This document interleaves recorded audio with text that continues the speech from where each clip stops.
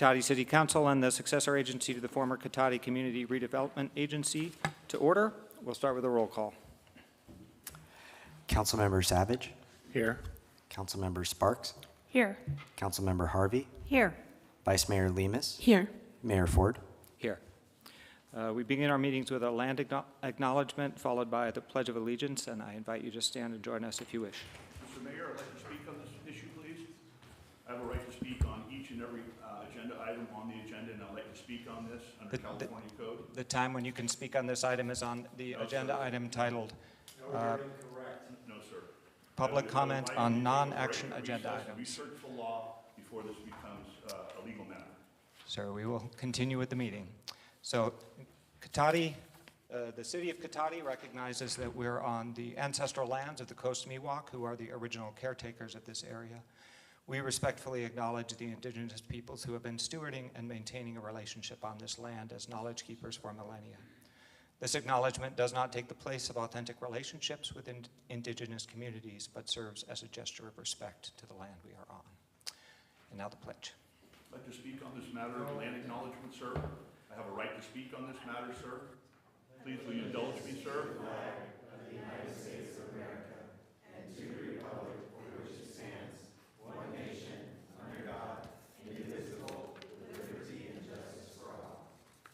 Mr. Mayor, we have a right to speak on any item of interest to the public.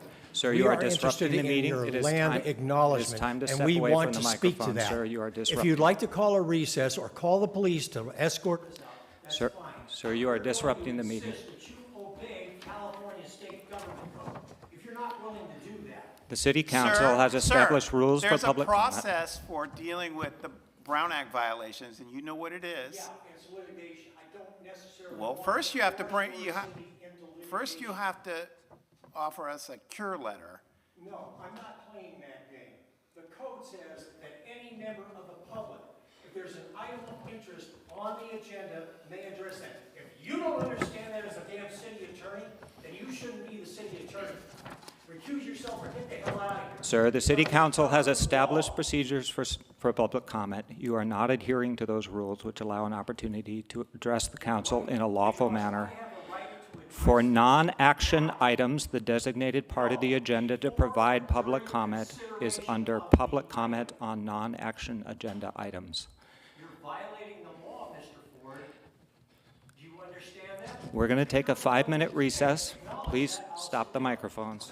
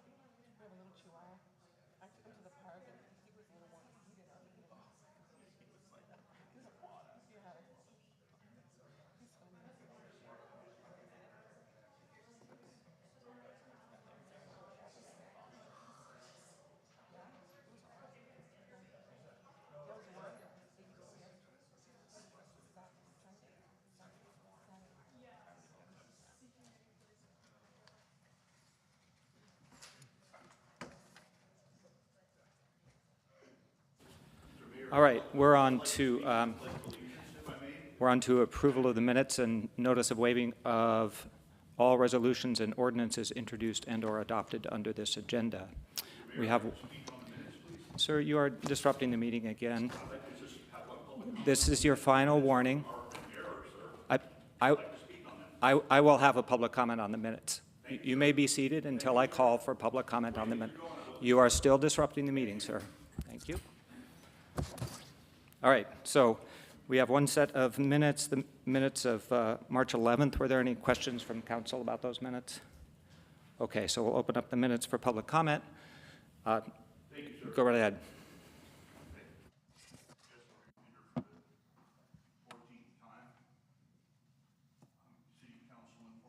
Councilman George Barrich. And regarding the minutes, I see that the minutes do not reflect my objections at the last city council meeting that the city council acted in violation of the government code section, which I provided and read to you. I would respectfully request that my comments be added to the meeting. It shows, without putting these notations into the minutes, it shows blatant discrimination and weaponizing City Hall to go after your political rivals. In the last election, as I stated, I received 864 votes, okay? And I'd like the minutes to reflect that I got up at the last meeting and made those objections. Thank you, sir. Thank you. Anybody else? Yes, come on up.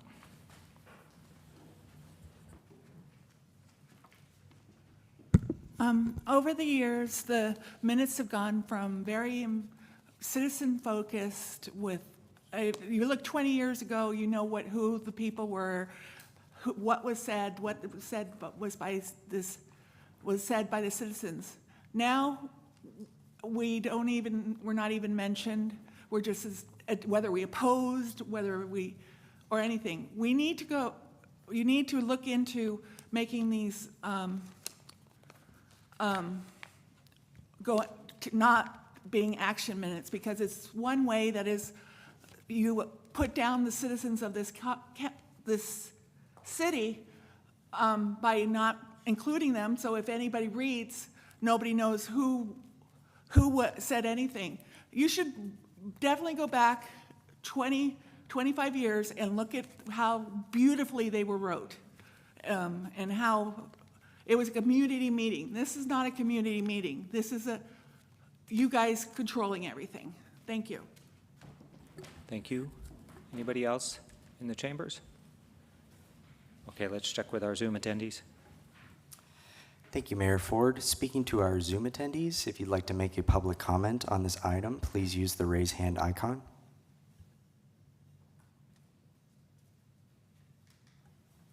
Mayor Ford, that will end public comment. Okay, thank you. Are there any comments or corrections to minutes from the council? Okay. Move to approve the minutes. Is there a second? I'll second. Okay. All in favor say aye. Aye. Any opposed? Any abstentions? Okay, 5-0. All right, I have a few announcements to make. Meeting orientation for new attendees or viewers. In conformance with the Brown Act and the adopted City Council rules, the meeting agenda includes items labeled as action items where the City Council may consider the item. If the City Council considers the item, citizens will be afforded the opportunity to provide comments relevant to the item being discussed. The meeting agenda also includes a citizens' business item, which is the designated place on the agenda where citizens have the right to say whatever they wish. However, the Brown Act prohibits the City Council from taking action or considering any item that is not on this agenda to ensure that other members of the community who wish to provide comment are notified in advance through a properly noticed meeting agenda. Next, Measure S supports police services, a variety of recreation programs for all ages, and the maintenance of our streets, parks, and public buildings. See details on the web at cotati-city.gov. Citizens interested in receiving City of Cotati community alerts via text or email are encouraged to enroll with Civic Ready by signing up on the city's website, www.cotati-city.gov, under the How Do I link at the top of the homepage. Next, have you noticed a street light out, pothole, or issues in a city park? We want to keep Cotati beautiful and running smoothly, so please let us know what needs to be fixed by going to the city website under How Do I and report a service request. And finally, like always, we love to hear from you, so please feel free to contact the city at 707-792-4600 or info@cotati.gov. If you have a non-emergency issue after normal business hours, you can contact us at 707-792-4611. And of course, if you have an emergency, please contact 911. Continue to look for updates on the city's website and social media channels available on Facebook, Instagram, and Civic Ready. And that brings us to... Mayor, I'd like to speak on this matter, please. You took action on announcements? sorry, By that length. we did not consider any item or take any action on announcements, sir. Consideration on it. You just took action, sir. I'd like to speak on announcements. This is your final warning. You are once again advised that you are raising repetitious and irrelevant issues and disrupting the city council meeting. Put my objection on the record, sir. Your objection is on the record. This is your last chance, sir. If you persist, I will have no choice but to ask that you be removed from the chambers for the duration of the meeting. That brings us to agenda item 7, and 7A is a presentation from Maite Ituri, Superintendent of the Cotati Rohnert Park Unified School District. Welcome. Come on up. Hi, everyone. Thank you for the opportunity to present about our amazing school district. I want to thank Damien and the council for creating the space for us to be here. I also want to acknowledge that our board president, Eric Martin, and our board clerk, Michelle Wing, are both present here tonight. So just want to share a little bit of information. We are Cotati Rohnert Park Unified, and it took me a minute to get here, but I appreciate the time that you're affording us to share the work that we're doing. So if you can, I'm talking to you about advancing, yeah, could you? So I just always like to center us on why we're here. We're here because of this. We're here because of the kids. Everyone in our district is focused on making sure that our students leave us with all doors open. You can go ahead and advance. Thank you. So I just want to share a little bit about our vision, what our current efforts are, what our future holds, and leave time for questions if there are any. I'm sorry, I keep forgetting to tell you to do that. I'll just try to remember. So we are a welcoming community that inspires possibilities, connects with people, and ignites learning. So this is our vision, and we try to live this every day. I think creating that sense of welcoming to our students and to all our families is really important, and we do that in a number of ways. From the minute you walk onto a campus, we want to make sure that you're seen and heard and valued through your experience in our classrooms and on your way out the door. Go ahead. So some of our current efforts, we have several preschool programs. We're opening a new one for infants and toddlers. We will have 24 infants and toddlers and 24 preschoolers, and they'll be at our El Colegio site, and this is a new initiative that we're working on for this school year. We also have a new community schools grant that we received for our John Reed site. We have a partnership with CPI, and we have a family resource center on campus, and also we're able to provide counseling for our community there, and we have a wellness center that we're working on. So that we're very excited about that. We also have an Ocean Guardian School. That's UELF. They're a project-based learning school, and they're working on their garden, and they're a science-based school. Our career technical program, which I'll show you our pathways in a few minutes. Rancho Cotati has several pathways of our career technical, and that's another area that we're working on increasing. It increases access for students, and we want to be sure that our students leave us college and career ready. We also just started a partnership with Sonoma State where we have an early, if we put you on track when you come in at 9th grade, by the end, when you leave at 12th, you will have automatic admission to Sonoma State, so we're very excited about that partnership that we're developing. Recently, we started a student senate. We're working on developing leadership among our students. Last year, we had a panel where our students spoke to us about their experiences in school. And this year, we have a student senate where we have representation from our secondary schools. And they're meeting with us monthly to look at board policy, look at how we have a board policy, and we want to know from them what does that mean to you at a school site? So they're providing us with feedback. They want to talk about lunch. That's a really important thing for them. So we're talking about lunch and cell phones and dress codes, and they're providing us some really valuable in-the-moment feedback. We also, because we are placing solar panels at all our school sites, so we're very excited about that. That's a new initiative that will be starting this year. And because we were able to pass a bond, thank you to all the voters, we will be placing cameras at all our school sites. We don't have them at all our school sites, and we are experiencing some vandalism, so this will help with that. You can advance the slides. So this is really small. I apologize for that, but these are the I think you received a copy of the presentation. So these are all the different pathways we have at our high school for our students. Everything from art to science to sustainable ecology. And we are continually adding to these pathways and creating more opportunities for students. You can advance the slides. So I just wanted to acknowledge some of our partners in the community. We think that partnerships, we can't do it alone, and we rely on people to work with us. As I mentioned earlier, we have a partnership with CPI, which provides our Family Resource Center and some mental health supports. Seneca is Keeping Kids in School, another organization. We have our after-school programs, YMCA, Boys and Girls Club. Again, Roanoke Park Public Safety, City of Roanoke Park, City of Cotati, Petaluma People Services, Roanoke Park Education Services. We also work with North Bay Security, who's supporting us. I just connected with your police chief, and he's going to work with us on an event that's coming up in October, so we're very excited about that. Sonoma State, Santa Rosa. We also have our parent groups, our ELAC, PTAs, school site councils. Petaluma Health Center has provided us with a tremendous amount of support, and the Healthy Petaluma District and Foundation. Also, I wanted to share some of the things. I asked the principals to give me some of the things that they were proud of in their schools and all our departments. And we are increasing enrollment, which I believe is a tribute to the management and governance of both cities. We are not in declining enrollment like some of our neighbors, which we're very, very fortunate. Our after-school programs, we have after-school programs at all our school sites, K-8, either run by the Boys and Girls Club or the YMCA. And then on top of that, we have enrichment programs that are offered to our students, everything from ballet folklorico to robotics or whatever it may be, whatever the interest of that school site is.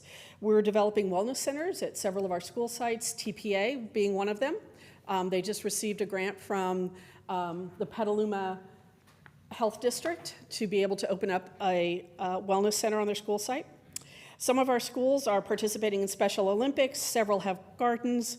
As I mentioned earlier, we are building solar panels, cameras, and the other thing is we're actively recruiting staff. So if anyone would like a job, come on by and see our HR department.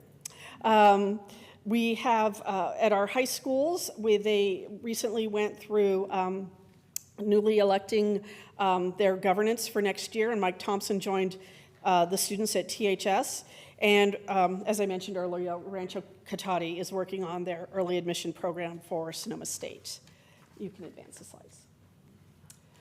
So our future, we're really focusing on increasing student achievement, and we do that through a number of ways. It's not only what's happening in the classroom, but it's also what's happening outside the classroom with the social emotional supports, the enrichment, the things that keep kids engaged, right? It's being engaged, you show up, you're gonna graduate, and you're gonna go to a 4-year. We are really working on uplifting the voice of our students, and that's happening through student panels and our student senate. They are our clients. They show up every day, and we want them to have the best experience possible. And we're also working on increasing parent engagement because it takes 3 of us. It takes the school, the students, and the parents to make this all work, and it's really important that they also have a seat at the table. And with our bond passage, we're working on our facilities and upgrading our facilities.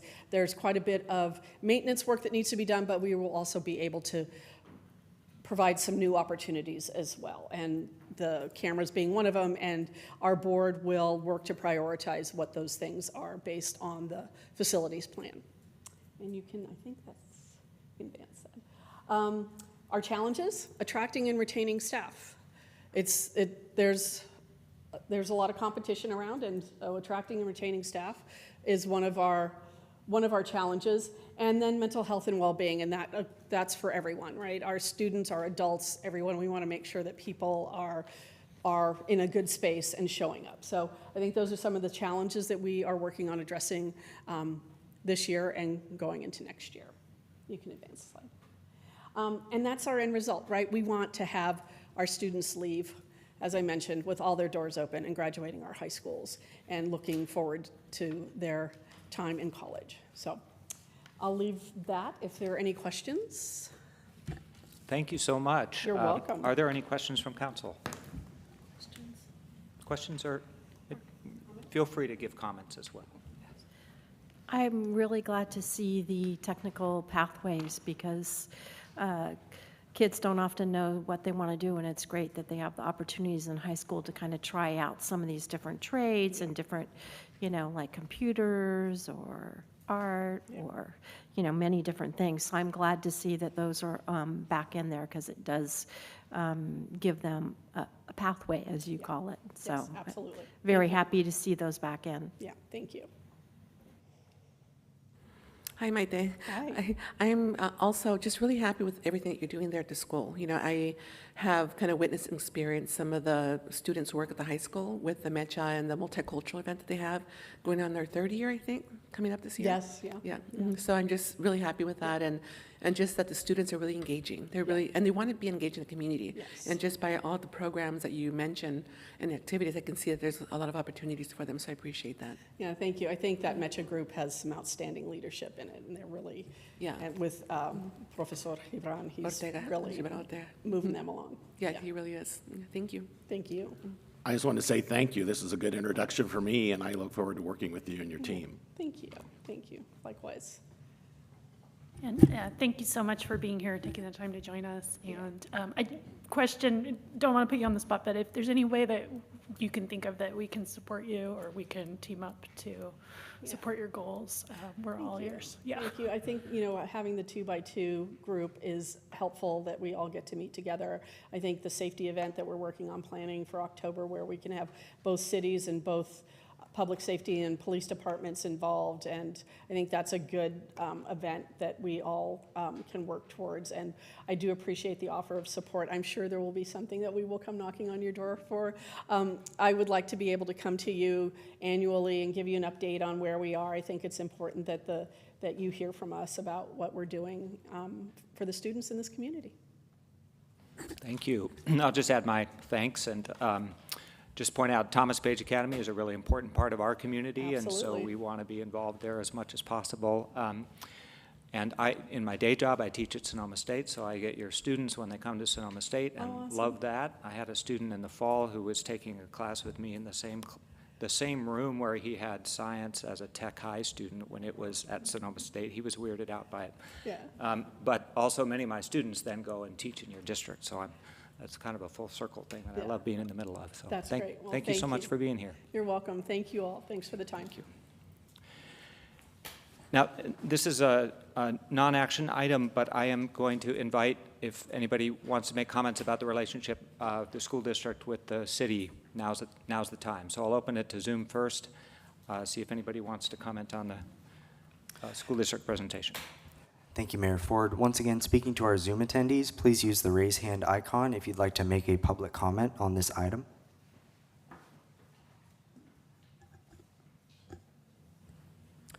Seeing no hands, Mayor Ford, that will end the Zoom portion of public comment. Thank you. Okay, so anybody in the chambers wishing to comment? Yes, come on up.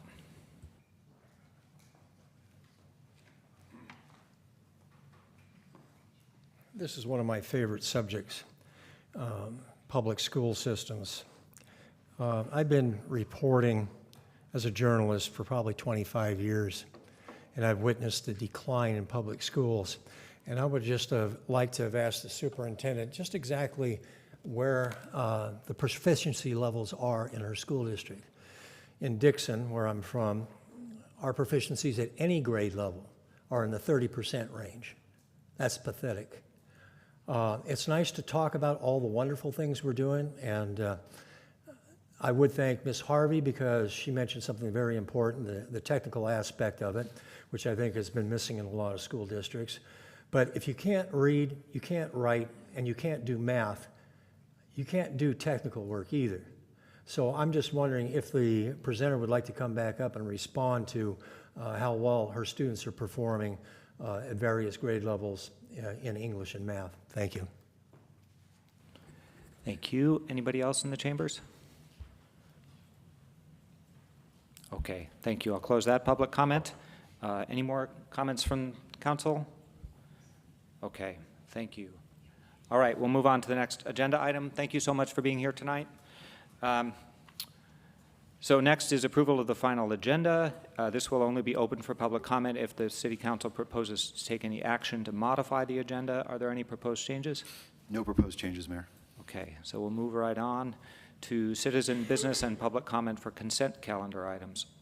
Any member of the public wishing to speak to the council on any item or items not listed on the consent calendar or any matters not listed on the agenda that are within the subject matter jurisdiction of the council may do so at this time. Pursuant to the Brown Act, the council is not allowed to consider issues or take action on any item not listed on the agenda. Pursuant to City Council Policy 2023-01, comments of any member of the public are normally restricted to a total of 3 minutes in length per person for matters not on the agenda, and a total of 3 minutes per person in length for any and all items on the consent calendar. The mayor may extend the time limit for a reasonable time where a disability accommodation has been requested. To facilitate public comment, the timer indicator lights will display yellow when there are 30 seconds remaining and red when time has expired. So, anybody wishing to speak on citizen business or consent calendar items in the chambers? Come on up. Thank you, Mayor. I'd like to first speak on this subject of announcements. Again, this is boilerplate language that's here month after month, year after year. It's needless. It's superfluous. You do not need to listen to yourself read. We all know how to read these announcements. This is a waste of time. Since you cut my time off right at the 3 or 4 minute mark, just shows that you do not need to read this. We're all capable, unless we went through our school system. Maybe that's not the case. But anyway, you don't read the first page of the agenda. Why would you read these announcements? So secondly, I want to speak on the land acknowledgement. I think this is silly. It's ridiculous. It's racist. It's woke BS. It's a cover-up for removing Chief Katati from our city seal. This is all part of an ongoing game that you're playing to get away from this. You're driving businesses away from Katati with this nonsense. This is virtual signaling at its worst. It's all talk, no action. Do we know of any other cities stupid enough to do this sort of thing? Respect? Respect for previous cultures that were here? No. I mean, you're not respecting anyone. It's very hypocritical. This is all part of your white guilt. It's shameful. If you are so guilt-ridden, give the land back or shut up. That's what Bill Maher said on national TV, and he's right. All this virtual signaling is sickening. You're just flapping your lips up here, and because talk is cheap, do something real. This is all political incorrectness. If Native Indians came and pitched a tent at La Plaza Park, you would cite them for code violations, and you would give them a one-way bus ticket out of Katati. That's the truth. This is just another form of identity politics. Stop treating Native Americans like victims and start treating us taxpayers as victims for a change. You don't know who the original caretakers of this land were. Prue Draper surely didn't know. She guessed. These Native Americans warred with each other, warred with other tribes, kidnapped and enslaved their enemies, killed their opponents, their enemies, and in some cases, they destroyed them and ate them to destroy their souls. That's the facts. Okay, that's what they used to do. Stop wasting our time with this dumb land acknowledgement. I'm going to keep coming back and harping on this because it's embarrassing to the town. You need to do a land acknowledgement to the taxpayers and the city volunteers like myself who have come forth for years each month, who are keeping the lights on in these chambers and paying for the staff members' golden parachutes. This identity politics is killing this town. It's killing tourism. It's killing town pride. Stop it.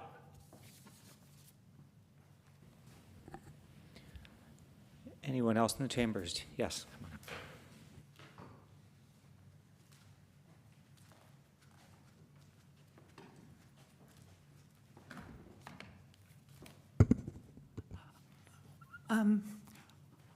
I am going to talk about the land acknowledgement too, because last week I was able at the Planning Commission to speak on this item.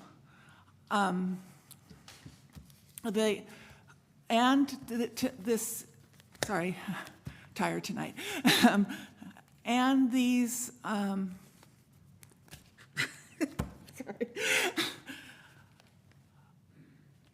I was going to have two Pomo elders come today to talk on the land acknowledgement, because you have you only identified the coastal Miwok, which are not the Pomo tribe, in their land acknowledgement. There is, and they're very upset about, the Pomos are obviously upset about that. In Chief Cotati, you've also taking him off. Chief Cotati, Prue Draper was wrong. Chief Cotati was a Pomo chief named Alan Smith. And that's his character. It was her picture in her book is of a coastal Miwok down in China Beach in Marin County. It's not the actual Chief Cotati. There is a Chief Cotati, and he was the leader, the MC. He had the nickname Chief Cotati because he emceed an intertribal Indian summer festival in the 1970s and 1980s. I remember them as a kid. I loved going to them. And so you're disrespecting, all this stuff, you never gave us a choice to have Chief Cotati. He is not a cartoonist figure, and you're not all right. And we do not know who was actually on this land. In 1875, the Page brothers didn't allow anybody, they put it in the Chronicle, San Francisco Chronicle. They were builders in San Francisco, and used the profits from the Cotati Rancho for shipbuilding. And they said, anybody coming to hunt, game, shoot, all that was trespassing and subject to the full extent of the law. And then that was 14,000 acres of Cotati and Rohnert Park that didn't allow Native Americans to be here. So we don't know exactly who was living here, but it was probably, as it is now, majority white people. I believe in everything, but this is not, the land acknowledgement should be either modified or scrapped until and Chief Cotati there is a lot of people that are upset that Chief Cotati is gone because they remember, and everybody just doesn't believe every story that's told to them. Thank you. Thank you. Anyone else in the chambers? Yes, sir.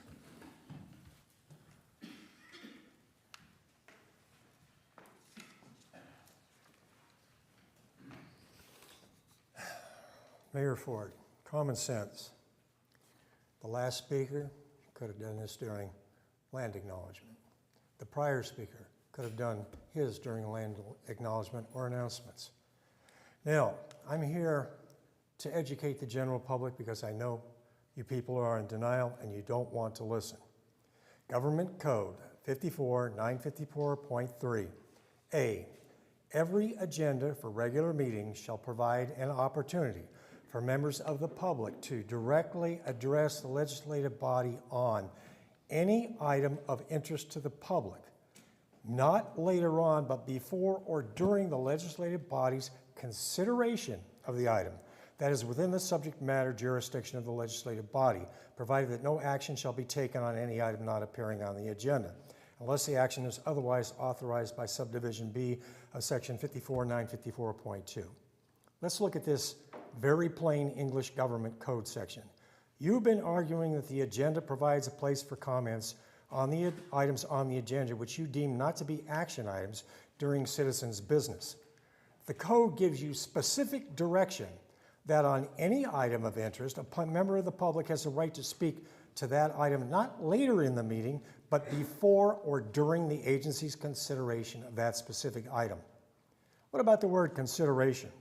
If you were addressing an agenda item, let's say the pledge, by asking the public and indeed a council person to lead you in reciting the pledge, that is defined as, quote, taking an action on the item by reciting the pledge. If someone has interest in giving you a history, local or otherwise, on this item or any other item, it is his or her right to do so. Some of the definitions and or synonyms for the word consideration are musings, analysis, examination, scrutiny, and discussion, which you have on one of your agenda items, which is supposedly a non-action item. So if a member of the public wants to discuss some aspect of your land acknowledgement before or during your recitation, it is the appropriate time to do so. I also must say, insisting on our rights is not a disruption of your meeting. And that's what you're doing. You're forcing us to be very insistent about you obeying this law. And your prohibition to date is a violation of this section of the Brown Act. Your attorney should be asked to weigh in on this if you are reticent to comply. If he or she doesn't understand this basic right of the public to address this council in an attempt to educate this body, then he or she needs to be replaced with someone who has a skill in English comprehension. Before you decide to chastise me for criticizing your policies or staff, which happened to me at the FPPC meeting recently, I suggest we go slightly lower in the same subsection and look at C. It says, the legislative body of a local agency shall not prohibit public criticism of the policies, procedures, programs, or services of the agency or of the acts or omissions of the legislative body. Thank you, sir. Your time is up. Thank you. Thank you.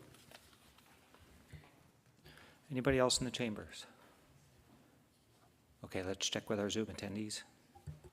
Thank you, Mayor Ford. Once again, speaking to our Zoom attendees, please use the raise hand icon to make a public comment for citizens' business or the consent calendar item.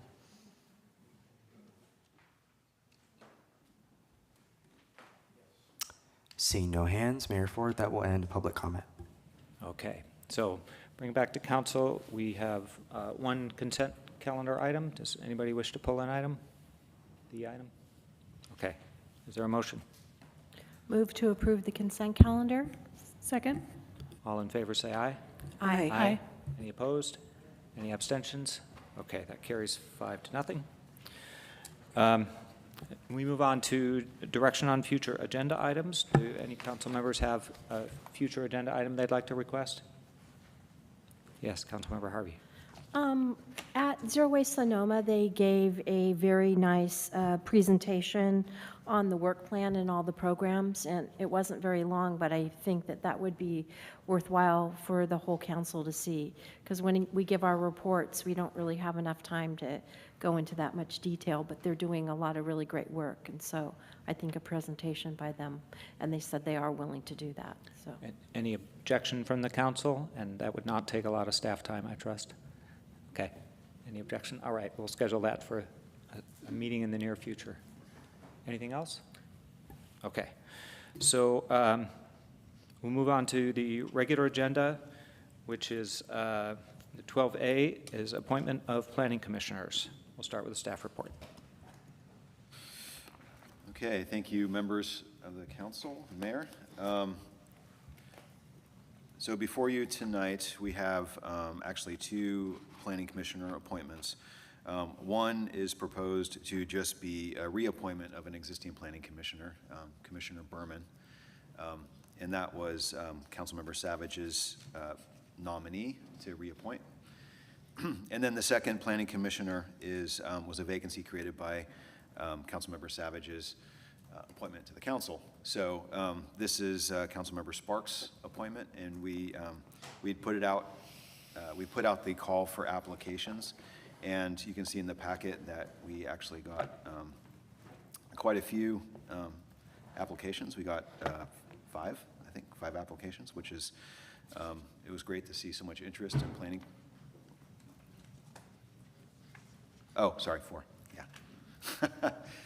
Yeah, one's counted twice in 2 columns. So, yeah, so 4 applications. Anyway, regardless, it was nice to see so much interest in serving on a city body. So it's been a recent trend that I've thought has been great, not just for Planning Commission, but other bodies too. We've seen quite a bit of interest in serving in public bodies that, for the city. So it's wonderful.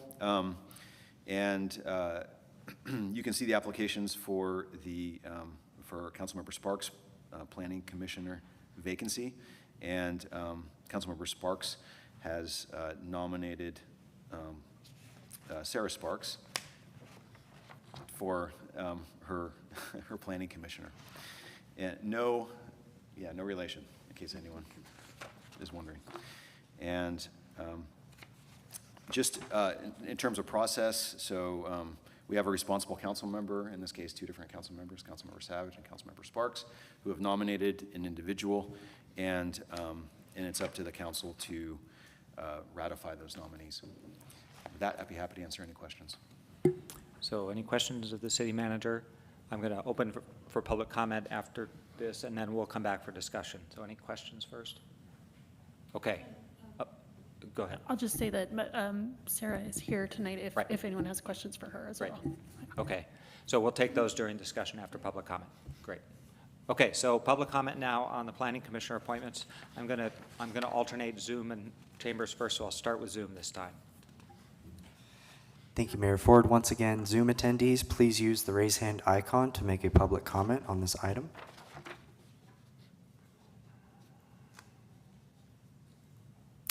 Seeing no hands, that will end the Zoom portion of public comment. Thank you.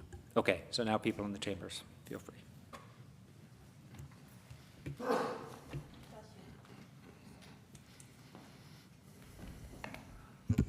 It's been my issue since Measure G. Oversight Committee was formed that this appointing, you having the sole appointment as council members right to go over whatever citizen, you get the choice. We don't have any public input into it. I've tried in the past I especially remember Measure G, Oversight Committee, talking about using students and engaging in the community. I had the advanced placement civics class at Rancho Cotati High School all on board to make sure that these appointments are not your latchkeys or whatever you call them, lackeys, because we've had too many times of people avoiding friends. Shelley Berman, who is convicted by the FPCC with the city of Cotati, and she was chosen over a guy, I think his name's Eric Carriage, with a master's in urban planning. How much help would a person with a master's in urban planning do the planning commission? It shouldn't just be automatic that your friends get back on. There was you cut out, those people didn't have be able to come and tell us because you already appointed them before the meeting. How can that be fair to us? And and the future. That's how things stay the same, unanimous votes, everybody does everything. It's disrespectful to those people that even, the applicants, they didn't get up here and say, and tell why they should be on the planning or have the citizens know about them. You all decide as a city council. It's another power trip you all are on. Every single one of the, and I think you should revisit your municipal codes and code rules about this, making sure that these are impartial. These are reflect what the citizens want, not the games you're playing. Just for once, listen to me, because I've been saying this for 10 years, and nobody does. And I feel, and I did write Mr. Savage, and I said, if he does continue with this, I'll ask for his impeachment too, him to resign too. But I really think you all should resign if you can't listen to the citizens of what, or choose people who are obviously more qualified and would benefit this town in the long run. Thank you. Anybody else in the chambers on this item?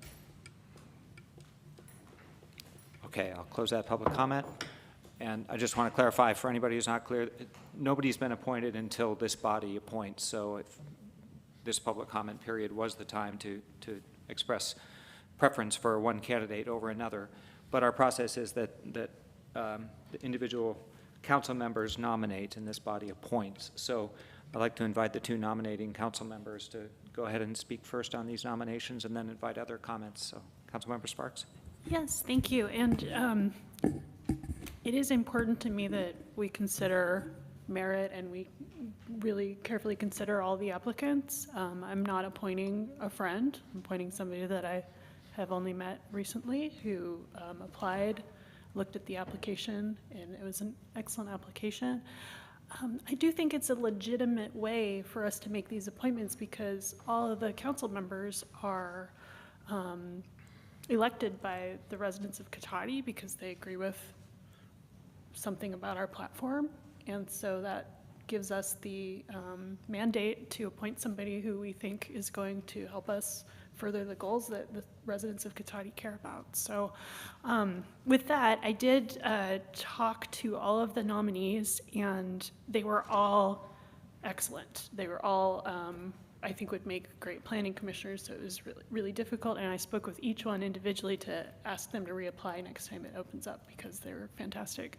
But I was very impressed with Sarah Sparks, who I ultimately decided to appoint because she had a really strong understanding of many different areas that the city and the Planning Commission will have to make decisions about. I felt like she had a very strong grasp of things. She's extremely enthusiastic and passionate about public service and just ready to jump right in. And she's also completed our Pathways to Leadership program that Roanoke Park and Cotati have invested in, so together, jointly. So I think it's great to, we've invested in trying to train people up, and it's great to I think, give people a chance to learn more and get involved with public leadership. So I would really love to see Sarah's appointment approved, and happy to answer any questions.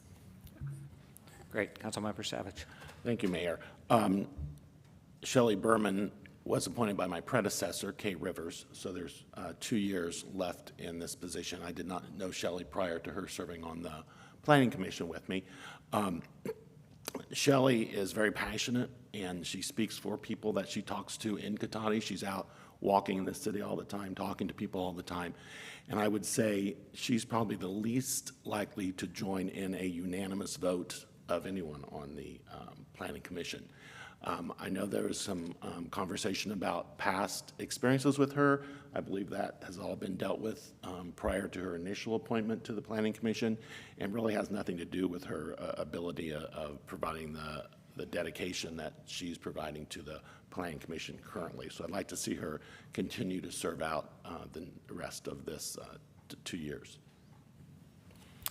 Any other comments or questions from the council?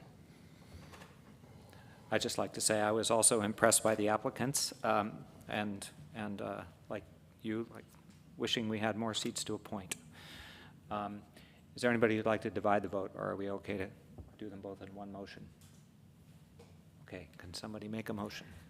I move that the council ratify Councilmember Sparks and Councilmember Savage's nominations to fill the vacant Planning Commission positions. I'll second. All in favor, say aye. Aye. Aye. Any opposed? Any abstentions? All right, 5-0. Thank you. And thank you, Planning Commissioner Sparks. And Planning Commissioner Berman, but she's not here right now, I think, right? Okay. All right, we move on to item 12B, the annual police chief report to the community. And I will turn it over to Chief Simmons. Good evening. Thank you very much. So it's my privilege to present to you the Cotati Police Department's annual report for the calendar year of 2024. I also just want to note that this report was presented to the newly formed Community Police Advisory Committee on February 27. So this report will be published on our website for public to view, as with all the other annual reports that we've had over the past few years. Next slide. So we start out with a message from me. It's also posted on the website, touching on our overarching mission and service to our community. I've been here as chief for over about a year now, and I certainly appreciate the opportunity to serve, and I thank everyone here for that opportunity. Next slide. For table of contents, the primary meat and potatoes of this report is data-driven with various charts and stats, and also touches on the community outreach and involvement that we've had over the last year or so. Next slide. This is our org chart, reflects as of present day, although this is a 2024 annual report.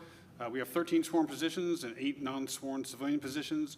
So we currently have 2 police officer vacancies and 2 dispatch vacancies. So being down to 3 dispatchers is definitely a challenge right now, but we have 2 dispatchers in background and 1 per diem dispatcher actually in background to help alleviate that. So, and also we just hired a police officer trainee this afternoon who will be going to the academy in April, and we have another lateral police officer applicant in backgrounds. So we are doing everything we can to hire and try to fill those gaps as much as possible, because obviously with a smaller agency, even 1 vacancy can strap us pretty hard sometimes. So we have 1 officer, Officer Yu, who will also be off training hopefully in a couple of weeks. So that's exciting as well.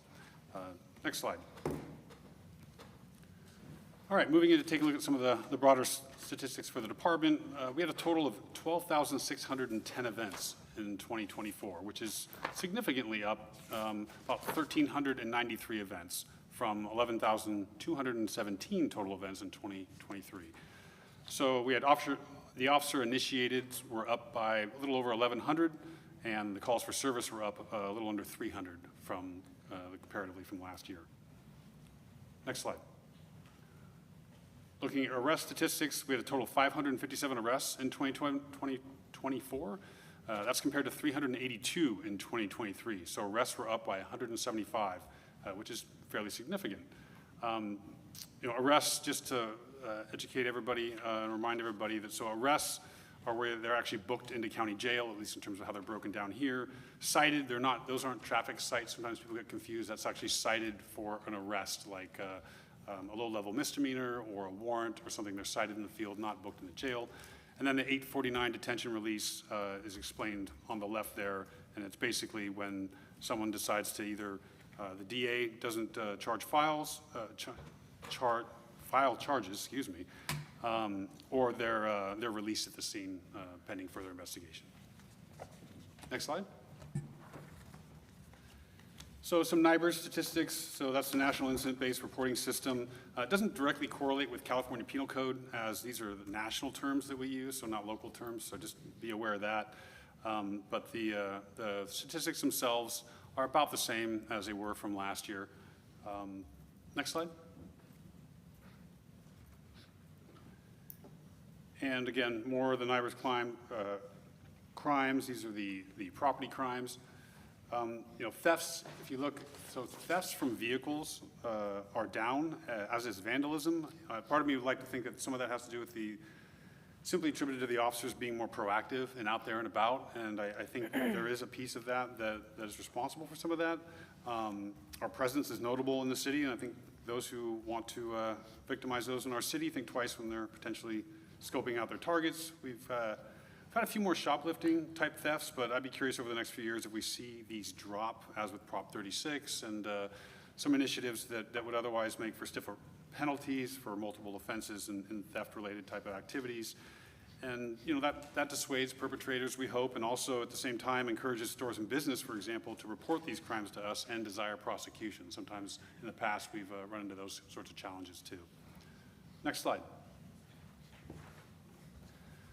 So this is where you'll see the DUI statistic is extremely high compared to last year. So officers spent a lot of time in 2024, especially focused on traffic safety, and the most serious, in my opinion at least, of which is DUI, impaired driving education and enforcement. And in fact, we had one officer in particular, Officer Cunningham, had the most DUI arrests in 1 year period in the history of any individual officer in any agency in Sonoma County. So keep in mind that Officer Cunningham is also a regular patrol officer. He's not a traffic officer, he's not a DUI officer the way some agencies have.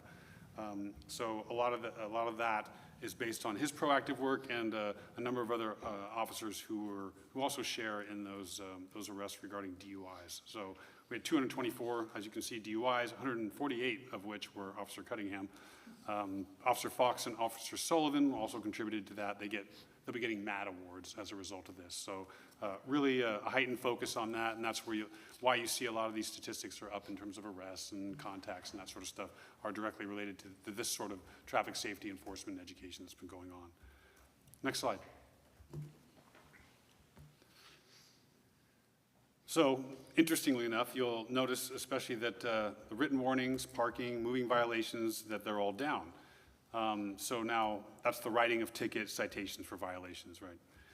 So, however, if you consider the arrests that are overlaid on top of that, so in other words, DUIs, you make a traffic stop and what would otherwise be a moving violation, and then you discover that the person has been drinking, that leads to a DUI arrest. You're not going to cite that person for the tail light that's out, or the running the stop sign, or the speeding potentially. You'll be doing the arrest, as a matter of fact. So then when you do that, and you put the overlay with the amount of arrests, it shoots it back up to moving violations in the same area of kind of 2023. So the math isn't exactly the same, but it gets you there close. So definitely more of that enforcement than there have been moving violation cites. I do want to talk just really quick. It says written warnings on that far left. We've gotten away from that practice because it was actually confusing to folks, because the written citations the written warnings, they look almost exactly the same as the written citations. And so folks would be getting these warnings, but then realizing they thought they had to pay a ticket, or then they come to us and say, well, what do I do with this ticket? And so we either give a verbal warning or we're going to give a written citation. So those two things are less confusing, I think, for people in general, and creates less work to manage that as well. Next slide. So moving into citizen complaints, as mentioned, we had 12,610 events in 2024. So that's dispatch calls, self-initiated activities, hailed by citizen calls, et cetera. So all those events, we had 5 complaints. That's up by 1 relative to 2023, which had 4. That equates to 0.04% of everything we handled in 2024. So of course, we always strive for 0. I always like to see 0 complaints, but to only have 5 is an extremely low number. In 2024, we had 3 conduct complaints and 2 procedural complaints. All of those 5 complaints, they were all minor in nature and didn't need to be investigated in an internal affairs format or pushed out to any sort of, an independent internal affairs entity to investigate those. So, next slide.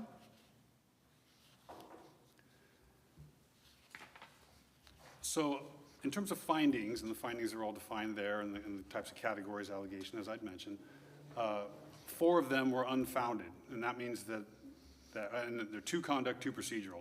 So that's where a complainant makes an allegation, and then it's shown to be categorically not true. So I know there was some discussion last year about using not sustained versus unfounded, and being sensitive to that. If it's a perception thing, that maybe we look at it in terms of the not sustained, because unfounded, again, means that it's categorically untrue. But looking at these actual complaints, especially with body-worn camera footage, a lot of these complaints, especially those that were procedural, were related to for example, like laws of arrest. Someone said, you shouldn't have arrested me, and they made a complaint about that. Well, it was true that we had all the lawful right to arrest that person. DA files charges, the whole 9 yards. So that sort of complaint is deemed unfounded because it's categorically untrue in that respect. So those were the types of findings on that. You'll notice the one that was sustained. So the caveat to this one is, so this started out actually as a procedural allegation where the complainant was on probation, complained that the officers didn't have a lawful right to contact him, and alleged the officers weren't using their body-worn cameras during the contact. And all those things were actually proved to be categorically untrue. Their body-worn cameras were on. They had every right to contact him. He was on probation. But during those contacts, and anytime we have a complaint, and even more so with all sorts of other events, we review body-worn camera footage. And in reviewing the body-worn camera footage, one of the things that I didn't like was the way in which the officers were addressing that individual. Even though they were well within their right to talk to that individual and address him in the ways that were procedurally in his complaint, but they used an expletive or two during the course of that contact that I think did not, obviously from not just an optics standpoint, but in terms of the conduct that we want our officers when they're talking to the people, the public, using expletives and using talk that's not professional, then they were sustained, and I use that word sustained, that they were found to not being doing the conduct that I think is professional or befitting an officer in our department.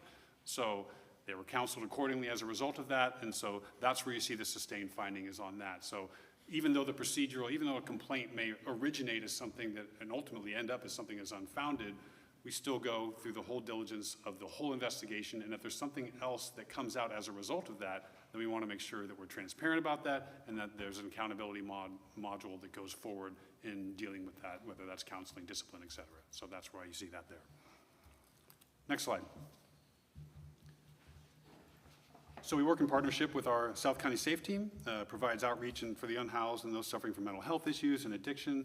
We're really proud of the partnership that we have with them, and hopefully that the extent to which we can expand their usage out in the South County, calling them South County SAFE team, because really that partnership with Sonoma State and Roanoke Park and Petaluma Public Services, and just it really has grown, and the impact that they've had, especially just selfishly on the department from the policing standpoint, in being able to handle a lot of those calls where we can otherwise have our officers deal with more appropriate public safety matters and policing matters, and letting those with specialized training deal with other issues that are quality of life issues for some of the folks that are here makes the most sense. Next slide.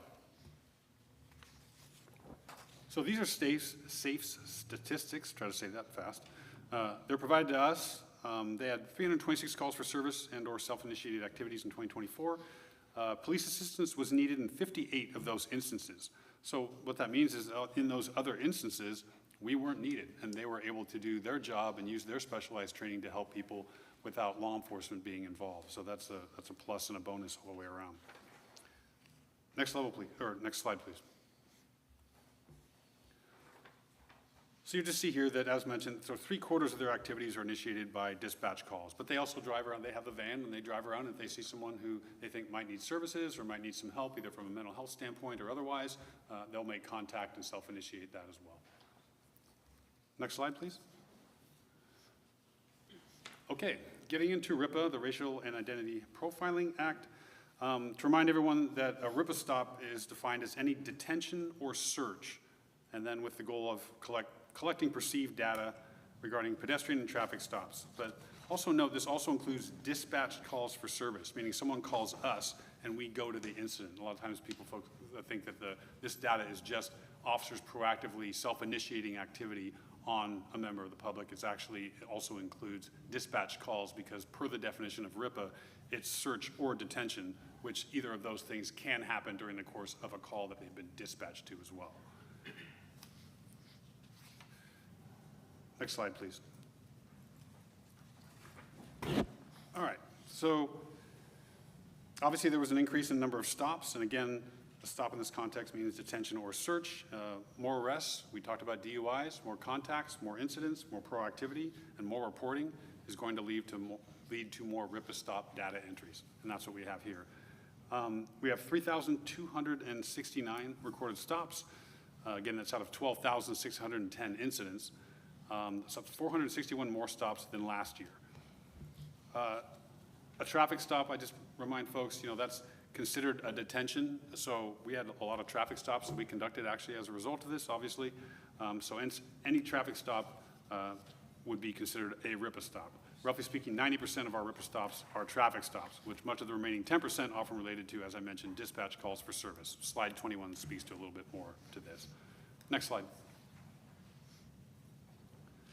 You can see our statistics are similar this year from last year. Staff report has more details about RIPA and about the RIPA board latest report in California. They just released their latest report at the state level. It's for 2023 though. They're always an extra year behind, which is somewhat frustrating to try to interpret that data when we're talking about data that's happening this year, or at least in this last year in 2024. Next slide.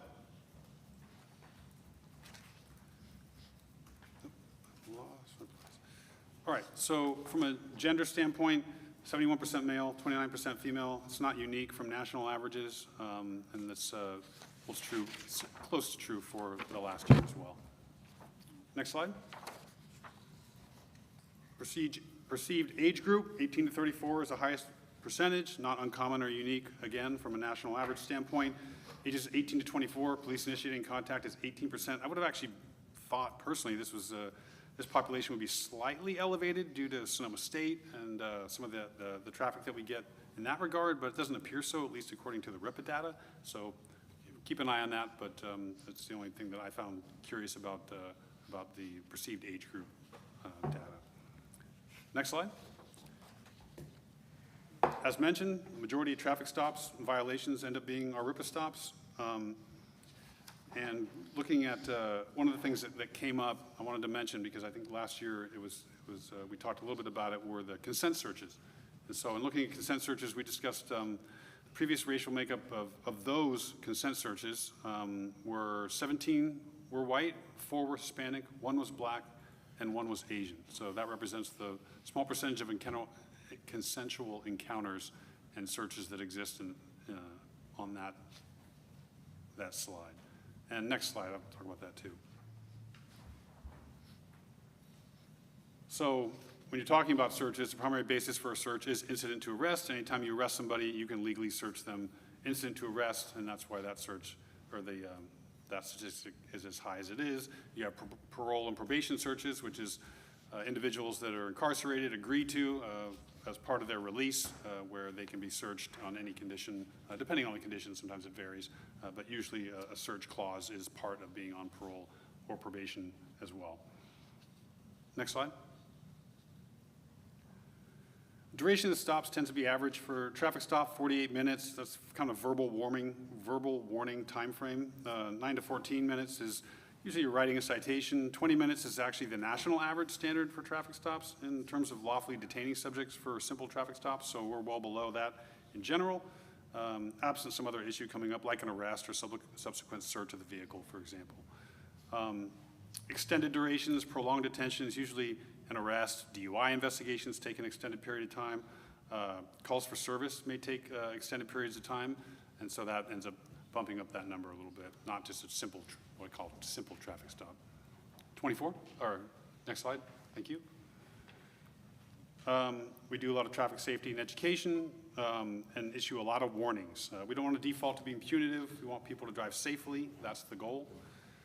Not just to issue citations all the time, but as you can see, we give a high number of verbal warnings. And as mentioned, 2,531 verbal warnings in 2024, so that's actually quite a bit. I did want to touch on, again, I think we talked about it last year a little bit. There were some questions about it, the no action at the bottom there.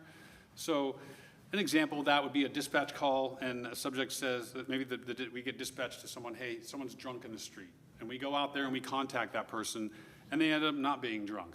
Right? But it was actually a detention and a stop to investigate based on the dispatch information that we got. right? So that'll still be logged as a RIPA stop, but we're not giving them, for example, some of these other fields, we're not giving them warnings or anything like that. That was just someone who called in something and they were wrong. And so that would be a no action taken kind of example.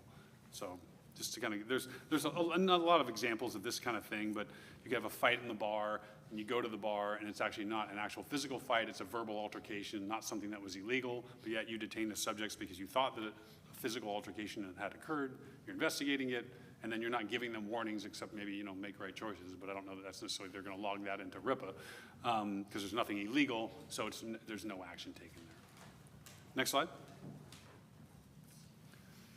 All right, moving into emergency preparedness. So we did the high-low drill a little differently in 2024 with online education outreach and a video that shows, and with the audible, which shows the high-low siren and what its purpose is. So in 2023, the department went to various parts of the city and demonstrated the siren, but it caused some confusion and in some cases some mild panic among some neighbors wondering what was going on. So I decided we wouldn't be going through your neighborhood with the siren and generating any undue concern in 2024. We did a lot of pushing out in terms of information, in terms of getting folks to come to where the video is so they have that information, and it's not something where people are wondering, why is there a police car running around with the sirens in my neighborhood? So we train emergency preparedness. In fact, we have something coming up next month, I think maybe on the 15th for an EOC drill there, and we did one in 2024 as well, where we did it in the Emergency Operations Center here at Cotati, and so we did a training there, so we try to keep up on that. And the evacuation zones, I'll just mention, that corresponds with our beat structure as well for more efficient operational and deployment purposes with our staff. Next slide. We have DEA drug take back. It's twice a year, April and October. In fact, we have our next one coming up April 26th. Next slide. We have our Supervisory Leadership Institute, which I'm a huge fan of. Our Sergeant Tyler Wardle is attending now and is slated to graduate on April 24th. So it's a great program to build up the competencies of our supervisory staff with specialized supervision and accountability training. So I think it's always good. You know, a lot of times when you see, unfortunately, in some departments, one of the things that falters is supervision. And when you have supervision, you have accountability, and it streamlines our ability to make sure that our people are doing the right thing on a daily basis. Next slide. And speaking of training, we do a lot of post-training. We have a lot of mandated training, perishable skills training, and this just outlines some of that. Next slide. On top of that, we do a lot of additional training. And so we don't just stick to the minimum standard for the state. All these different trainings are things that we did throughout the course of the year that reflect our commitment to train our officers and staff well beyond the post-minimum standard and to get these specialized trainings to folks. So I think it just makes an overall better officer and more technically proficient officer. And obviously this is not just about technical proficiency, it's also taking trainings related to that improve conduct and communication and de-escalation and those sorts of things. Next slide, please. All right, moving to ALPR, so the Automated License Plate Reader Technology. In short, so we currently deploy 4 Axon ALPR cameras, which have been functional as of July 2024.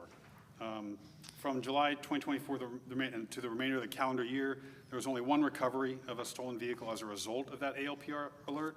The way we function right now is we currently don't have Flock, for example, or have data sharing capabilities with other entities, which obviously limits some of the amounts and types of real-time crime in progress alerts that we receive, and also limits our ability to expand some of the investigative follow-up in using some of those technologies.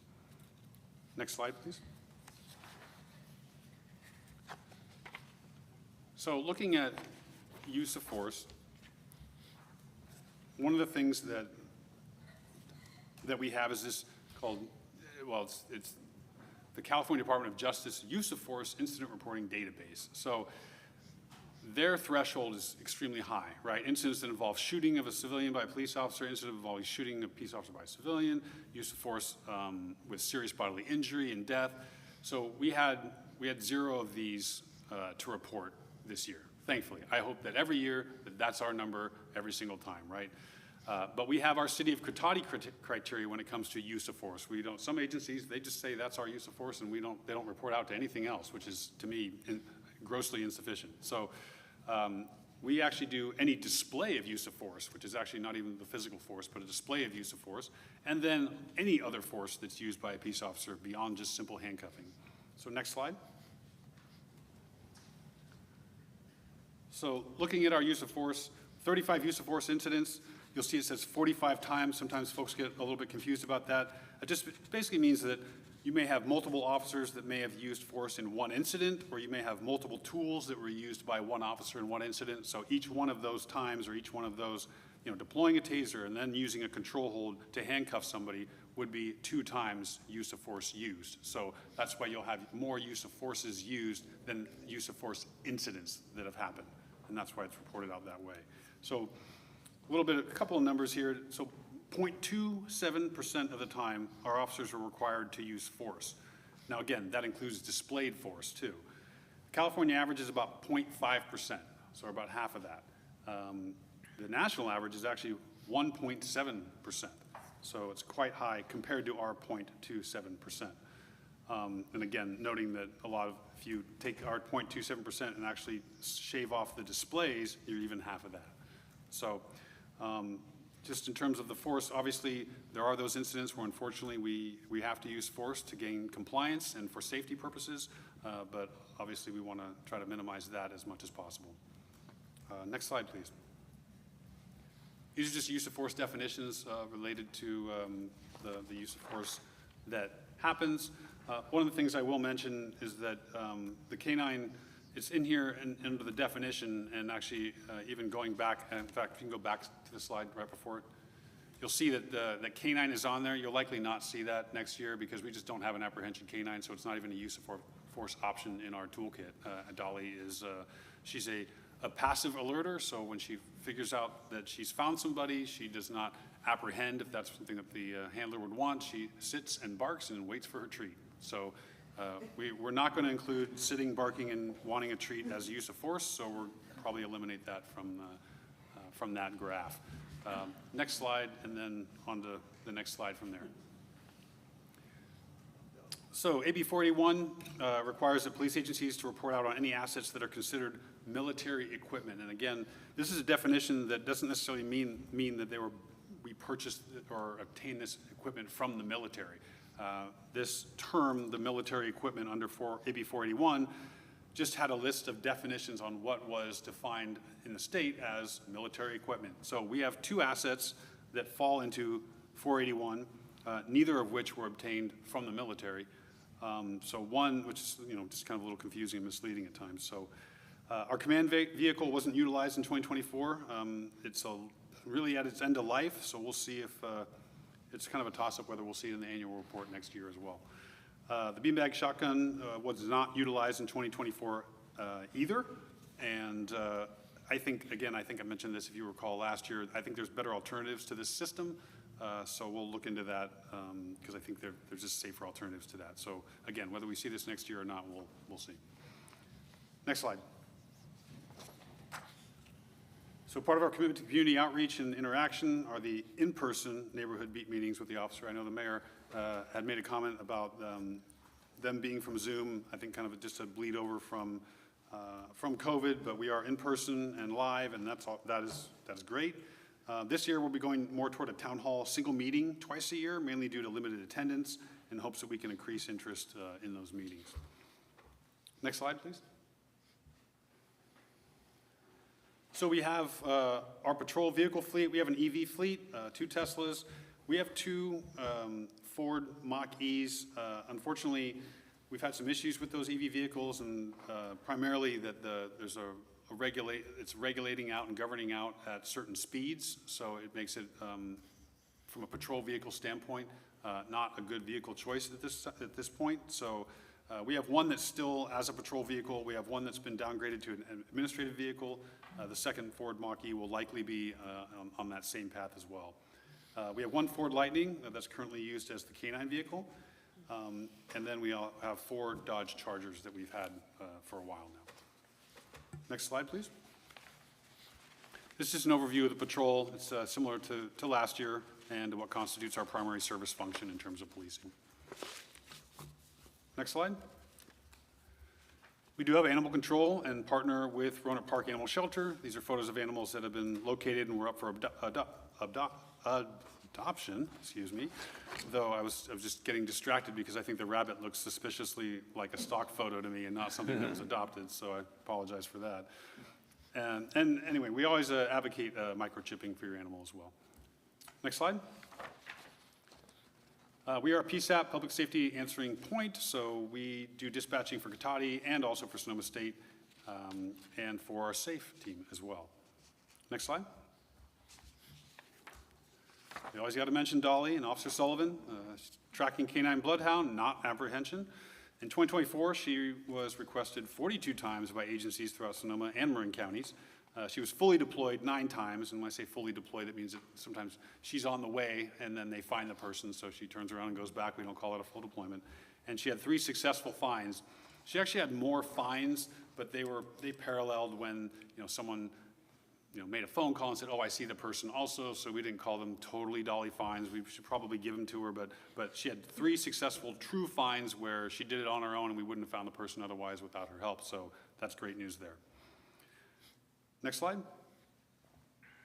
Currently, we have 3 cadets, 6 volunteers, and we also have the SSU intern ride-alongs that come, and so we always like to talk about recruiting. We like to start it early, so that always is a nice pipeline that gets folks into getting interested in law enforcement and potentially getting interested in Cotati Police Department in the years down the road.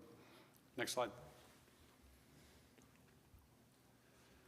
So we're always striving to find new ways to get out and interact with the community, also utilize social media and technology to achieve this goal as well. We went to over 30 community events in 2024. The number is probably more like 40 plus if you factor in all the events that we were present at. Most of them are not police events, and I like to highlight that just because it's all about just interacting with the community. They don't have to be National Night Out. They don't have to be Coffee with a Cop. And when we go to all these other events, just a chance to interact with folks and humanize the job that we do, and then hear other folks' feedback about how we can improve our public safety. Those are opportunities to do that, and we like to go to those as much as possible. Really made a concerted effort to do that in 2024 to get out there as much as possible. Next slide.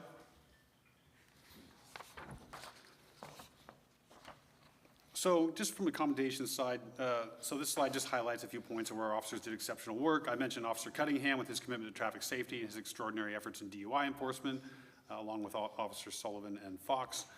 And also, we have our records analyst, Michael Callan, who was our Employee of the Year, and just taking on a new role in 2024 in his efforts in navigating all the PRA's legal documents, subpoenas, and just really got thrown into the fire with that and has done a really exceptional job. We totaled about 60 total commendations and citizen commendations that were awarded to the police department employees in 2024. So really proud of that. Next slide. Just a quick snapshot of what 2025 looks like for us. Again, just the commitment to engaging with the community and being involved with the community. Obviously, the Community Police Advisory Committee, which is exciting. So we just had that last month, and so continuing on with that, we'll really encouraging interactions with the folks as part of that committee. So I'm really happy about that. I mentioned some of the staffing, recruiting, and retention challenges. We're a small agency that's always fighting the higher pay and higher opportunities in bigger agencies and that sort of thing. So trying to find the right fit for our department is, and trying to maintain the staffing so it doesn't put a burden for our folks in terms of overtime and that sort of stuff is always going to be a challenge. I put supervision and managerial organization. It's really, really important to me to focus on supervision, because I think supervision and raising good supervisors makes for a good organizational culture internally, and then that obviously translates out into the community to having good officers who do good work, and we're always learning, always striving to listen, always striving to do better training. And speaking of training, EOC training, and making sure that we, our fundamental duty is public safety and emergency operations is at the height of that when we have any sort of potential disaster. We can't predict the disasters, but we can sure prepare for it, and that's what we want to do. So in any event, next slide. Thanks for your support, appreciate it, and open to any questions or comments. Thank you. Thank you, Chief. Are there any questions from council members? Go ahead, Member Sparks. Sure, and do you want us to do all our questions now and then we'll do public comment? Just, should I limit Questions like clarifying questions, kind of stuff, let's do those now. Okay, so Thank you, Chief, for the excellent report. I had a few clarifying questions. One was on packet page 51. There was I can just tell you, you probably don't need to look at it. There was a big drop in the number of parking citations issued from 231 to 90. I was wondering if you could Yeah, see so what's I going think, on there. I'm sorry, I didn't mean to interrupt you. Yeah. So I've talked with that with the staff, and we're gonna, they've been doing a lot of written warnings, and I think that's really what it boils down to. So anytime parking violations, they've been able to either contact the folks that were either doing the parking violation and interact with those folks, or they've been giving some sort of warning, right? They were doing warning, like even the written warnings on that, so they weren't doing actual parking violation citations. So we're trying to find that balance, right? And I think that it's, looking at these numbers, to be quite frank, is something that I think you'll probably see that number raised this year. Thank you. Another question was about, on page 55, I just wanted some help understanding the terminology, where it has the EMS, police EMS assist. Does that mean that SAFE went out and requested police or EMS, or does it mean that police and EMS went out and requested SAFE? Yes and yes. Okay, So both. It could be both. It basically Okay. just means they're accounting for the fact that police presence was there. There was something that was done, though, too. So there's times when SAFE will be out on something because we dispatch, we know they're out there, and the officer may do a drive-by, and they see everything's okay, and they keep driving. We don't count that as a police assist, but if they're stopping because they see, oh, this looks like the person might be agitated, we just want to make sure there's, from a public safety standpoint, we'll be kind of in the background, that sort of thing, they would count that as an assist, even if they're, not necessarily like directly interacting, but it could be any number of different ways that could come to fruition, whether that's, from our end and we say, hey, we get out there and it ends up being something like, this really isn't a policing matter. This is someone who needs some services and needs some support. We would call SAFE over. That would still fall under a police EMS assist, or they could be out with somebody and say, hey, you know what, this person's agitated, or maybe there's something that's going on that otherwise a police presence would be warranted. Thank you. And I just had one more verbal or clarifying question, which is just regarding the one sustained complaint, and the outcome of that was a counseling for the officer. It was. I'm just wondering, what's the follow-up? What's our process for following up to make sure that the counseling has been effective and that the behavior has changed? Well, so two things. So one is, so you have the counseling, right? Part of that is included as being written because that goes in evaluations, and that happened during that evaluation period. And then there's a training component to that also as well. So sometimes we'll send, and in this case, I don't know if they specifically went to like a training related to communication or de-escalation or something like that. It kind of depends on what the nuances of that particular situation is, or that person. And again, not in this case, but sometimes if you had folks that they're continually having a problem with this, right? So progressively, continually being a problem, and then how you train for that, how do you counsel for that, how you discipline for that, right? It didn't meet that level in terms of, for discipline or for, anything that would be more severe in terms of addressing that issue. So between counseling and through the evaluation process, that was how that was handled in this particular situation. Other questions? Yes, thank you, Chris. This is all very informative. I appreciate it. A couple questions. One around distracted driving. Is that a material influencer on moving violations or any of the other citations? Yeah, it can be. Yeah. So I mean, we didn't pull that stat or that data, and I don't know that necessarily without going through every single call to know if that would be the reason why, unless they actually cited for that. But yeah, I mean, if they'll see someone and their face is buried on their cell phone and they're driving down the road, then absolutely. And it's something people get cited for because of using the device, not necessarily violating a stop sign or something like that. Right, well, it could be both of those things. Exactly. Sometimes someone runs a stop sign because they got their face buried in their phone, so they pull them over, and then that might be the reason. So depending on, it could be any. Okay. My other question, on trucks that are in town that are past the size and the weight, is that under the moving violation number, or? It is. It's something we've been monitoring as well, because we've had a few complaints here and there on some of those streets. So it's something with the traffic enforcement that we've been enhancing over this last year, especially I'd say in the last. There was a time where there was an uptick where it happened, maybe it was probably more more at the end of 2024, more in the winter for whatever reason. But we were doing more traffic enforcement with regards to the large trucks and the weight and that sort of thing, yeah. Thank you.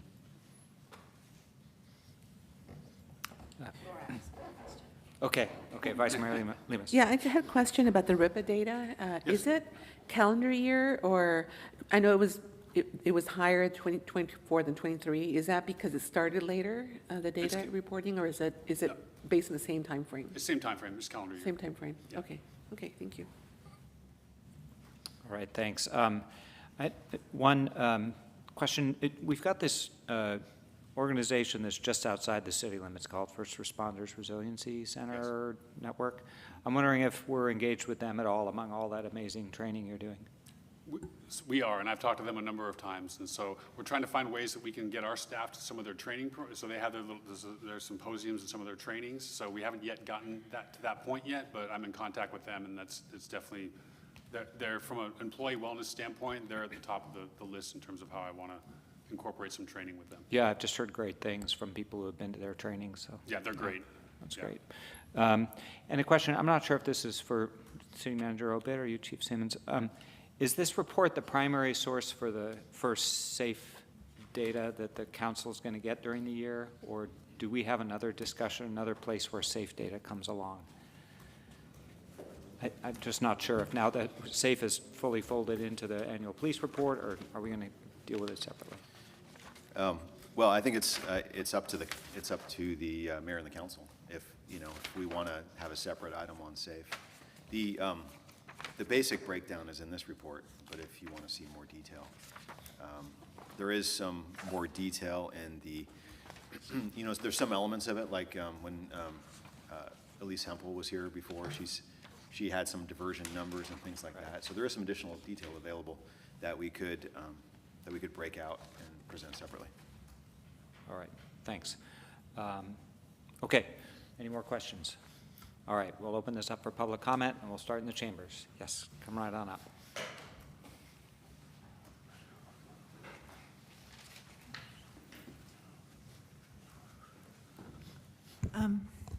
I wanted to commend the chief. There's been some great improvements in the last year, and it's one thing that stood out for me is it's reflected in the numbers and everything in the one. And go Dolly, she didn't, yesterday, I guess she got a guy, so maybe another one for next year for, and the only other, this wasn't totally police, it was more of a public safety emergency on the weekend, and Public Works, we're supposed to call the police when Public Works, there's an emergency with Public Works and on the weekend. And so in front of us, it was basically a public safety issue, that there's a telephone pole with 27 connections to it. And the neighbors came in with these huge trucks and trees and almost hit the wires in the pool. And rightly, the dispatcher said, we can't send an officer out, but you need to have ways to deal with public emergencies and what is endangering people, because if that telephone pole with those 27 thingamajiggers on it went down with all those trees around, and nobody did anything. The other thing is on the west side, can we please have some traffic? The speed bumps, everybody goes 5-10 miles an hour, but then they get to my section of West School and there's nothing. And with the sidewalk project, it's gotten worse, and there's nobody stopping because nobody knows where the stop signs are. So thank you, and go Dolly. Thank you. Anybody else in the chambers? Okay, let's check with our Zoom attendees. Thank you, Mayor Ford. Speaking to our Zoom attendees, please use the raise hand icon if you'd like to make a public comment on this item.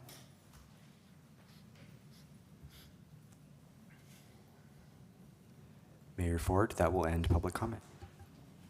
All right, thank you. So back to the council for discussion, feedback.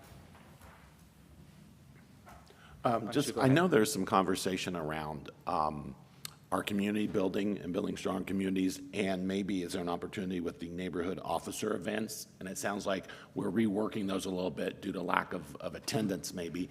And I just didn't know if what is going on with your group is part of the conversation of our neighborhood community groups, and is there a way to bring it together to bring some social aspect to our community efforts to incorporate the officers and maybe get that type of a meeting rolled into with the other one to help, build off of each other? And I didn't know if that level of conversation is going on or not.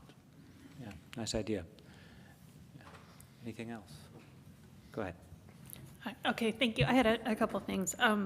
One was just about the high-low drills, and I know we caused confusion, so we discontinued doing it. But I'm kind of wondering if the fact that people didn't know what was going on and got panicked is sort of like evidence that we should be doing them. So people get used to it and they know what it means. So I don't know how other people feel about that, but I'm just sort of curious if, we do earthquake drills at school and everyone doesn't know what they're supposed to do and they get all confused, but that's the point, is like to get confused about it in a safe environment so that when it happens for real, you know what you're supposed to be doing. So just like us to kind of think more about that, of an intentional decision of whether we ought to do that or not. You're suggesting creating that muscle memory that when you hear that, you know what it means. You know what it means. Yeah. And maybe we could up our information about it with the water bill, like put a big, huge block taking up half the page, telling people what time the drill's going to be at or something like that. Or Councilmember Sparks, I wonder if, like, when the tree work was being done, like a text message to everyone saying a drill on this date or something, or I don't know, something like that. I think we did do those notifications back when we were doing them. And Chief, if you want to chime in on any of this, just flag me down at any point. I wanted to comment on Councilmember Savage's idea and recommend that for the officer meetings that you get in touch with homeowners associations as well. They're very good at getting people to show up at things. At least John's is. Yes. And as long as I've got the mic, I'll say I'm very happy with the 60 unsolicited commendations versus 5 complaints ratio. That's nice to see. Any other feedback or comments? Go ahead. Go ahead, Vice Mayor Lemus. Okay, so thank you so much for a lot of really great information. I think that's helpful that you have a department analyst or someone that does the analysis now. So that's really helpful to be able to call all this information and present it to us. I had a question on the DUIs because it looks like it's really high this year compared to other years. And I kind of had heard from some people that like to go salsa dancing down there, and they said that they don't like to come to Cotati because people are getting, pulled over. So I was like, that kind of sounds strange, but I'm just I have a question about what kind of work do we do with the bars or with, the Cotati crawl? So when people do come, is there some kind of notice from the bar owners and restaurants to people that come and saying, or Uber and Lyft, are they encouraged to come by and put, just what kind of, that type of engagement so that people do come and enjoy our downtown and, anyway, that's a question that I had, or a comment that I wanted to make. So I don't know if you had a comment on that, or. I do, yeah. I can tell you that we work tirelessly with the bars, and sometimes it's a challenge, and trying to educate them and try to get, because we want folks to come to Cotati, right? Yeah. Sometimes that there's pushback from the bars because for obvious reasons, they say, well, you guys are always around and no one wants to come here. But at the same time, we're saying, well, just all you have to do is have people drink responsibly and then find ways home responsibly. And so it's not like we're just poaching for, in front of these bars, and so people don't want to come and trying to make it standoffish or anything like that at all. But at the same time, if the answer from the bars is, well, we're upset because you're not letting our people drive drunk home, that's not the right answer, No, right? And right. so trying to find that balance in there where we're saying, hey, no, if someone having the bars say, okay, well, this person's obviously drank too much, and trying to find ways that they can help them as well. And so Yeah. we try to push out a ton of education on top of it. So that's the only unfortunate, when you look at the statistic, it looks like, oh, wow, they're just slamming people all day long, and that's really not what it is, because we're doing it in conjunction with all the education with the businesses as well, because it's not just the bars. Yeah. You know, there's a whole bunch of other businesses that serve alcohol and/or, you know, serve, you know, whether it's marijuana or alcohol or impaired driving in a general sense that we have to be aware of. And Yeah. so trying to work with our business partners on that is at the forefront of this whole thing, because I don't want a high DUI stat. I really don't want that, right? Because that's indicative of, okay, that we have a lot of folks that are in the city that Yeah. potentially are driving. And I appreciate that, and I knew it was just a question that I had because I'd heard that, and I saw the numbers, and Sure. I walk around a lot too and talk to people, and there was there was a concern about a bar that even people from the senior complex that go there, and early in the morning they kind of stumble in the road, and so what we told them is to call SAFE. You know, call SAFE is probably the best thing to do if they see that again. You know, but maybe with the chamber some sort of education or information to the bars about that, because that's kind of concerning.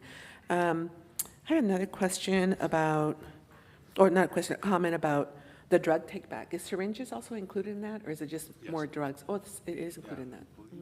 I wasn't sure if it was. So, Because sometimes people with, like diabetics or other people that use syringes, you know, might be kind of a good place for them. make sure I'm not, I think you just have a Sharps A Sharps? disposal in the lobby, don't Something you? different? yeah. Oh, okay. So No, as far not as the anymore? drug, I'm just trying, in terms of the drug take back, Yeah. It might just I'll be the get back to you on medication. that. Okay. Mhm. And then also just to thank you and encourage the chief and the police department to continue with the community outreach and activities. And I'm grateful that you went to Cinco de Mayo last year, and we're having another Cinco de Mayo this year on Monday, Cinco de Mayo. And also the Rohnert Park is having the second annual Lowrider Festival. I think some police officers went there.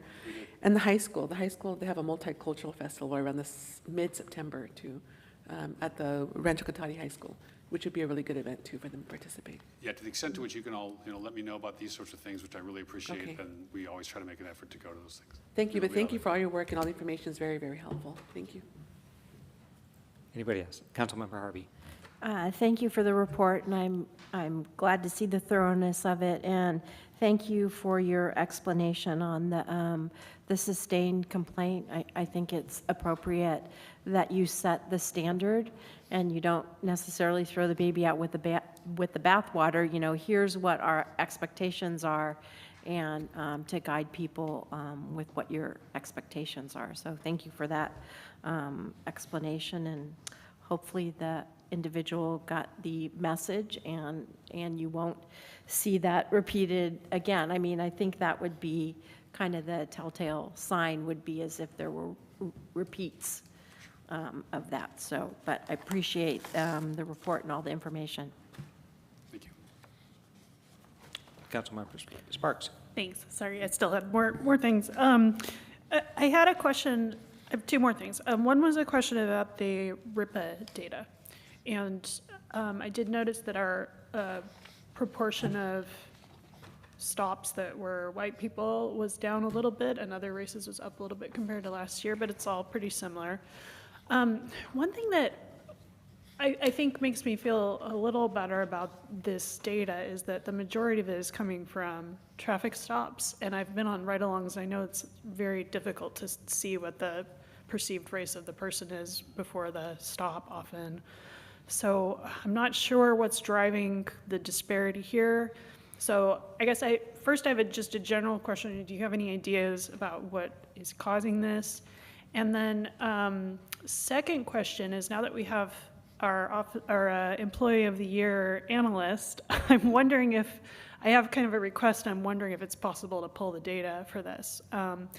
Sometimes a place in any system where unconscious bias can slip in is when there's a discretionary decision that doesn't have clear guidelines or clear, if it's just left up to somebody's discretion, then people's unconscious bias can come in even without their awareness. So since we're doing so many verbal warnings now and a fewer number of written citations, it seems like that's a place where officers just have discretion on whether they're going to do a warning or they're going to cite. So I'm wondering if it's possible to break down that decision point by racial, perceived race, to see, like, are all people of all races being treated equally in terms of whether they get a verbal warning or whether they get a citation? Is that something that we can get from our data? The answer is I don't know. I suspect we would have to go through each call to extract that particular, to find the bridge between those two things. There may be a way, if when they entered it, if it was done by sight or not, and then, yeah, I'd have to look. I don't know. But my concern is that I think we may have to go through each call to do that. Well, could we, I would just request that we at least look into it to see if it's possible to do within the database, with clever database queries and not with a person having to look one by one at each thing. And then the earlier part of that question was, do you have any thoughts or feedback about why we have this disparity? Yeah, I don't know that I can be able to point to a direct cause and effect in that regard.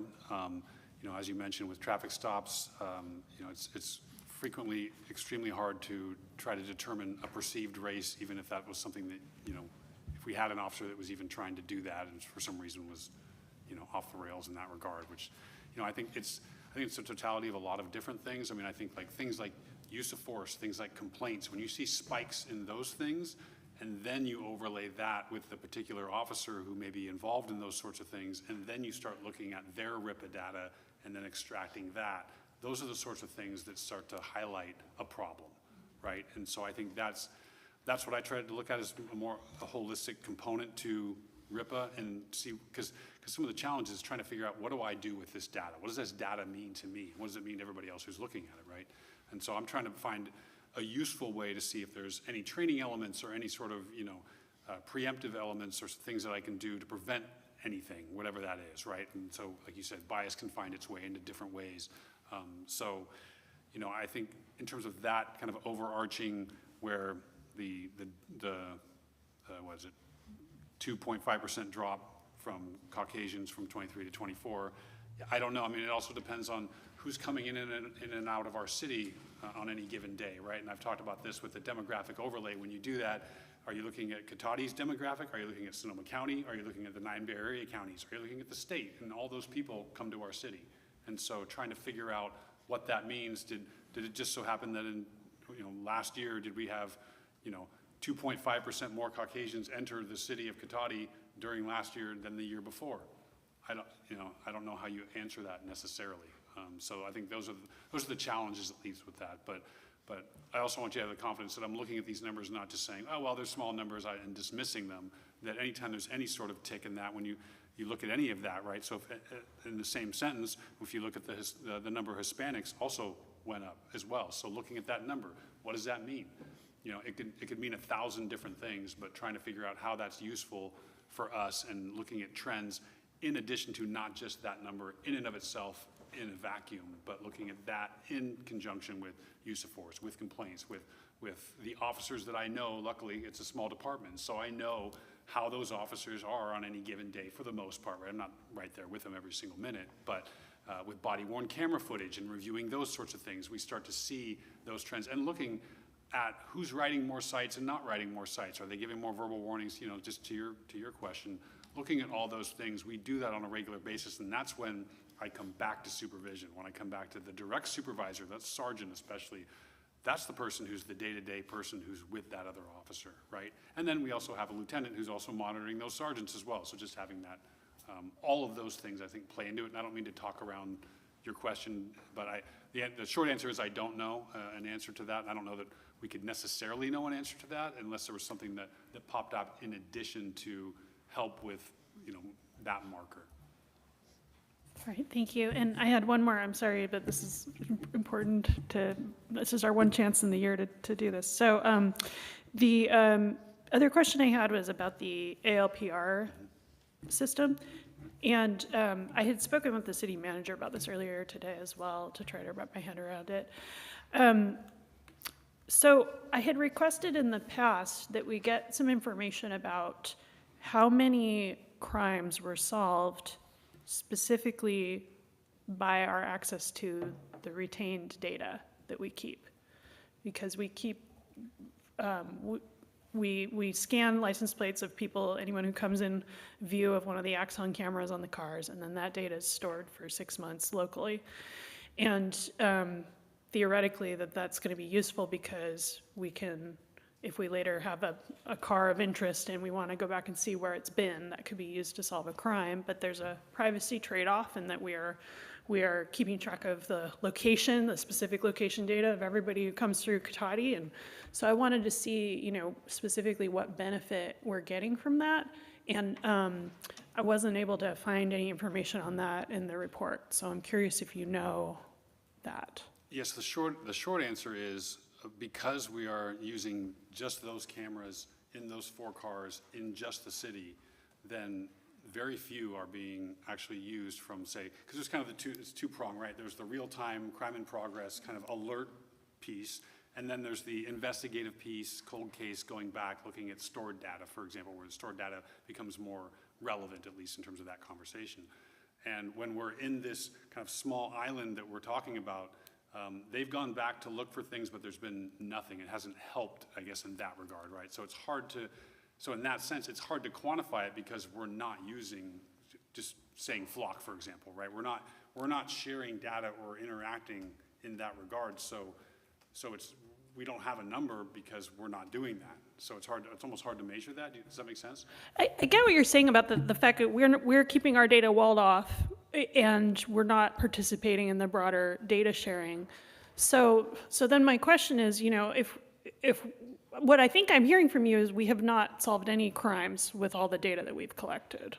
Not from the, well, I don't know, I wouldn't say we haven't solved From the any stored crimes. data, from the stored data, yeah. We have gone back for stored data, and then in talking with my folks, we haven't quantified any, benefit in that regard, realized benefit from a numbers standpoint, putting in a plate, getting it back, and then saying, oh, this is where this person's been, and then using that to help further solve a crime or further prosecute a crime based on those 4 cameras that we have in Cotati. I can tell you that we have reached out to a number of agencies, our neighboring agencies, to try to get, for example, flock data numerous times to the point where now, and we have solved crimes and further investigations as a result of that. However, those agencies have been telling us to stop calling them because they have those capabilities. They know we don't, and their answer is get those capabilities because everyone else has it. And I just want to clarify, because I was speaking about this with the city manager earlier today to try to understand this, and that primarily what you're talking about is the ability to get real-time alerts through the flock system. So that's one thing. The second thing, both things are true. Like, for example, I'll give an example so Lowe's has flock cameras right now. So we had an incident just recently that actually led in a pursuit that ended up in Novato, where a flock camera hit on a vehicle that had previously been involved in a grand theft. In fact, those suspects were involved in a shopping, like theft ring in the area. They'd just gone to Home Depot. They were coming back to Lowe's.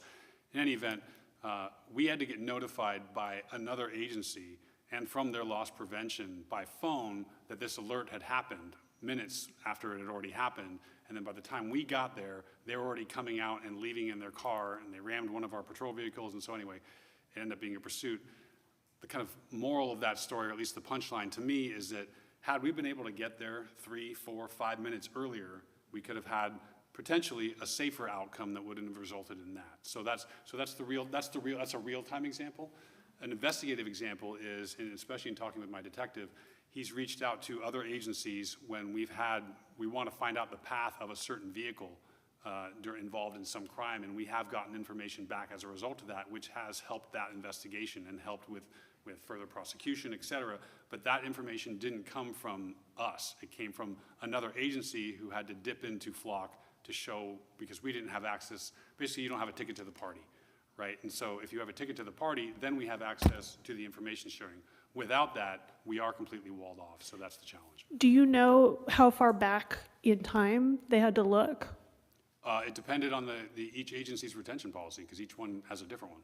But I mean, for the crimes that we solved using their help, do you have any sense for how far back I do. It was usually about a few months. I think the most was maybe 2.5, 3 months, maybe. Okay. Yeah, so it is shorter than 6 months. And was that a high number of crimes that were solved that way, or Probably a dozen. a dozen? Okay.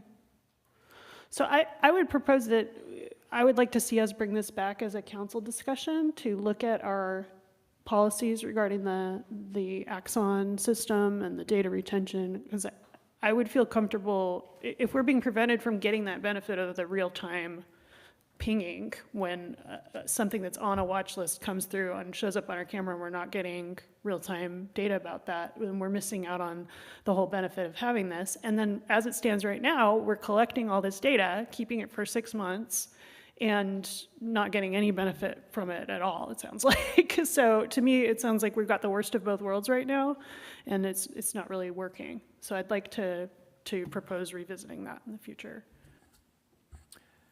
Yeah, it's not future agenda items time, but does anybody have any objection to taking that up at a future meeting? Okay. Anything more from you, Councilmember Sparks? Anything more from you? Anything more at this end? Okay. I just, one note about the report, and this ties in with my question about SAFE and whether this is the primary place for SAFE discussion and data. I'm fine with this being the primary source for our annual discussion of SAFE, pending, we could always have special items when needed, but I'd like to see more than 1 year. Like, all of this data, I think, is only useful with trends over time. And so even just 2 years in most of your data is hard to read any trend from 2 years. What's a one-time uptick, and especially with small numbers. So I would love to see more years in both the SAFE data and the police data. There were a few things where you had 4 or 5 years worth of trends, and that was super helpful. The overall arrest data had 4 or 5 years, and that kind of stuff sort of gives a much better picture than just year over year. That's mine. Yes. Can I add on to that? When we got the other SAFE data, there was much finer detail in the breakdown rather than just calls. What was the disposition? What did they end up doing? Did they take someone somewhere? Were they taken to jail? Were they taken to the hospital? So we can kind of marry the two together so we can see what's happening on a more frequent basis rather than just the number of calls. So if this is going to be the primary SAFE Yeah. place, you want a little more granularity? Yes. Yeah, great, thanks. Vice Mayor Lemus. SAFE discussions, okay? For SAFE, so I just wanted to check, we have the 1 unit that's shared, right, for South County, 24/7, 1 unit? Is it just 1 unit, or is it more than 1 unit? For Roanoke Park, Cotati, and Sonoma State. It's only one yes. unit? And then Petaluma has a separate Petaluma unit? has a separate, yes. Okay, and 1 unit is enough to support our work here? I guess I'm trying to find more information, like someone said, some more detailed information to see if the 325 calls that were in Cotati, how many were in Roanoke Park, how many in Sonoma State, just kind of get an overall picture of how SAFE is working. Because I know that when Elise, I had talked to Elise before about how Cotati and Roanoke Park have events on the same days, and it'd be nice to have SAFE here at our event, but they're a Roanoke Park event. So then we talked about maybe working with Cotati Roanoke Park School District to work on SAFE ambassadors, young people that are interested in that area of work. So that's something just to add to the SAFE conversation. Thank you. I will say that SAFE, as I recall, it was around 5,000 calls for service for SAFE, total. Between us and Petaluma? Both of us, no. Yeah. Petaluma had about 5,000, we had about 5,000, as I okay. recall. Each of us. Yeah. And so our portion of that 5,000-ish was about 326 or whatever that was. Yeah. All right, anything else? Okay, well, thank you so much for the report, very thorough. We'll move on to our next agenda item, which is 12C, Mayors and Council Members Committee Appointments. We have a meeting of the City Appointments Committee and the Board of the Mayors and Council Members Association, at which we have, I think, three bodies to appoint members to, and we got letters, so I need to know whom I should support. So start with the staff report. All right, so the mayor took all my thunder, but sorry. There's, the item is to give voting direction to the mayor. And traditionally, we also, the council has typically given the mayor the ability to, if the initial choices that the council selects are not what the mayors and council members group selects, that the mayor would then have discretion to vote some other way if need be, if the initial selections are not the ones appointed. Measure H is one of them. That's the newly formed, that's the fire tax that was recently passed last November. This is the initial formation of the Oversight Committee. And then North Bay Division. So the League of California Cities has different divisions throughout the state. We exist in the North Bay Division, and there's an executive board. Councilmember Harvey is currently on that board and is seeking to be reappointed with a different role title, but same board. And then the Sonoma County Ag and Open Space Advisory Committee is the third committee for discussion tonight. All the letters from the various council members in the cities that are applying are attached, and I would be happy to answer any questions if I can. Any questions for staff? Okay, and before we discuss appointments, I'll open this for public comment. So anybody wishing to comment on mayors and council members committee appointments can come up to the podium. Not seeing anybody in the chambers. Let's check with Zoom. Thank you, Mayor Ford. Speaking to our Zoom attendees, please use the raise hand icon to make a comment on this item.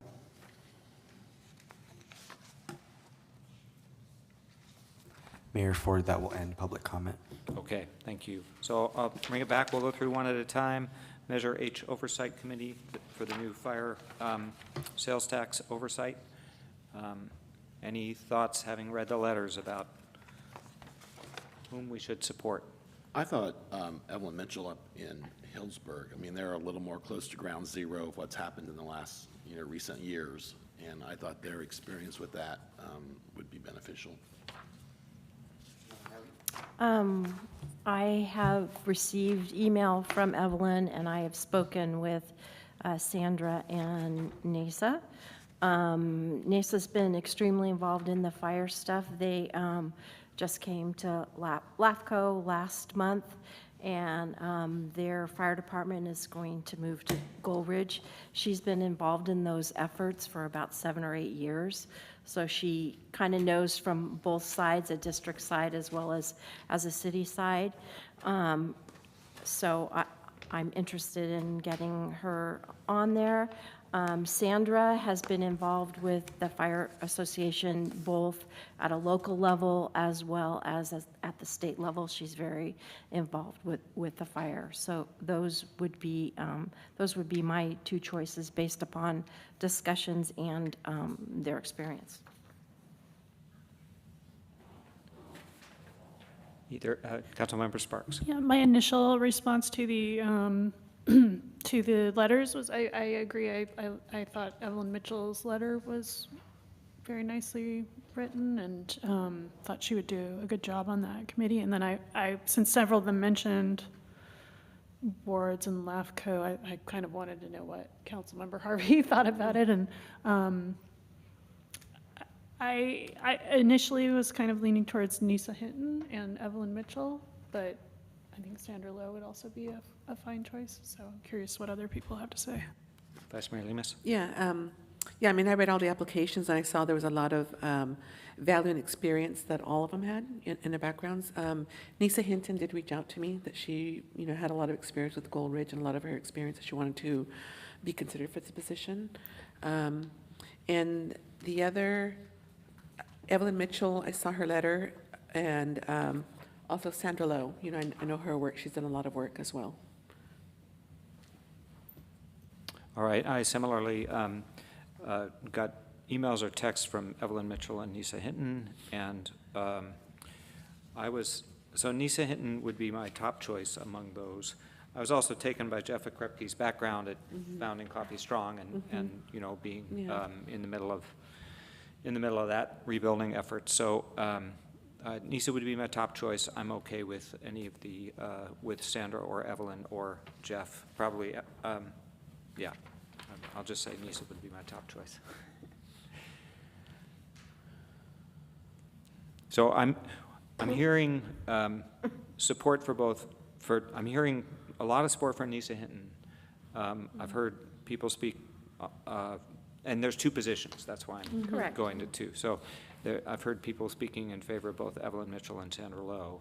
Anybody want to sort of make a case for one or the other of those? Well, I wonder if we should look at geography too. I mean, and Well, they both would give some off of Yeah. 101, That's true. options, either, well, not off 101, but either far north or east, out of the, And Sonoma has a lot of development going on with, the Springs and the Hannah Boyce Center Sonoma and the Development fire, Center, yeah. right. That whole between Sonoma and Santa Rosa, that whole pathway there. Does Healdsburg have their own fire department? So Right. is there value in having one city that is going to be served by a different fire district and one city that has their own fire department? Would that make a substantial difference in the perspectives? I don't know. I don't know. NASA has both, Right. but only because. Formerly Yeah, their own right, and yeah, soon to be Yeah. district. Well, okay, so are we okay with NISA as one of the people we support? Okay, so how about, where are you leaning between Evelyn Mitchell and Sandra Lowe? I'll just start down at this end. Councilmember Sparks. I'm leaning very slightly towards Evelyn Mitchell, but I wouldn't be upset with the other choice. Sandra? Sandra? Where are you leaning, Sandra, Evelyn?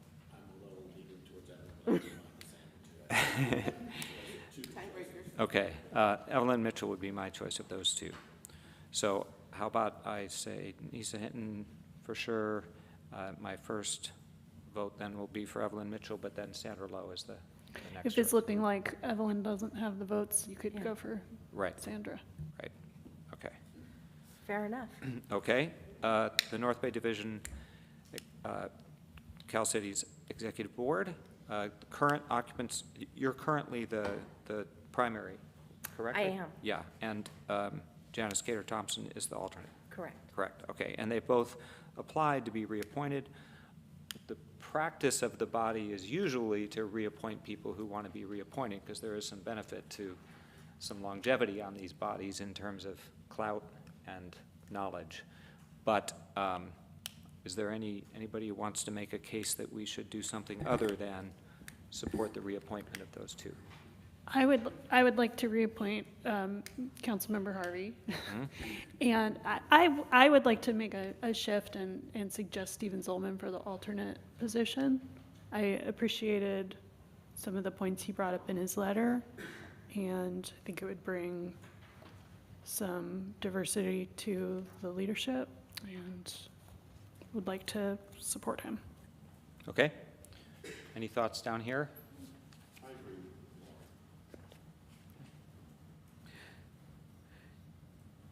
yeah, I like both of them.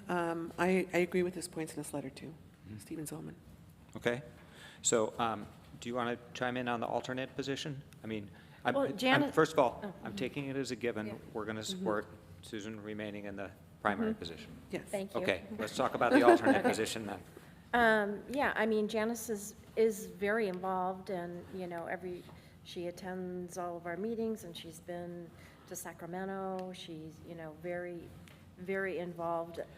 I think Janice has been involved in kind of a lot of political things for decades. They have a lot of things going on in Petaluma. She's, I can't say anything bad about her work that we've done on the division board at all. And does the alternate participate? Yes. Okay, so Yeah. unlike some of our posts where. Right, yeah, it's a little bit different with this. You wouldn't know. All the alternates participate the same. Some of the positions that the League of California Cities takes are not necessarily always things that I agree with. So for me, somebody having served for a really long time, if I would prefer it to take a fresh direction on some things, then I'm willing to try to make a change. All right, I've heard at least 3 people say they'd support Stephen Zolman for the alternate position. So it sounds like we're going to support Susan Harvey for the primary and Stephen Zolman for the alternate. Is that all right? Okay. And for the Ag and Open Space Citizens Advisory Committee, I will remind you that all of the mayors and council member appointments to this body are currently held by Petaluma City Council people. So, given these three applicants, we get to support two. I mean, there will be 2 seats filled, so thoughts? I think it's good to kind of geographically have different areas, you know, that way, you know, the northernmost area and the southernmost would be covered if we pick Marjorie as a second person, and John Shribs to continue. I'm seeing a lot of nodding about Marjorie Morgenstern. Is everybody okay with that as one? Yeah. And then John Shribs is incumbent. Yes. Right. Bruce, everybody good with that? Yeah. Okay.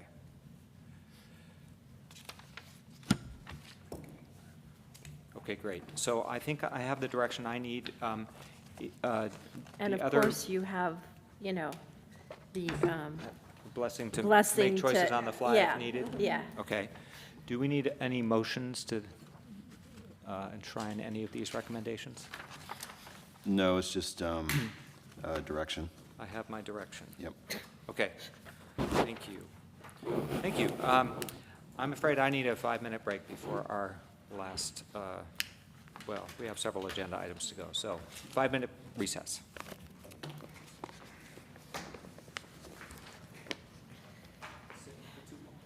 Where is that?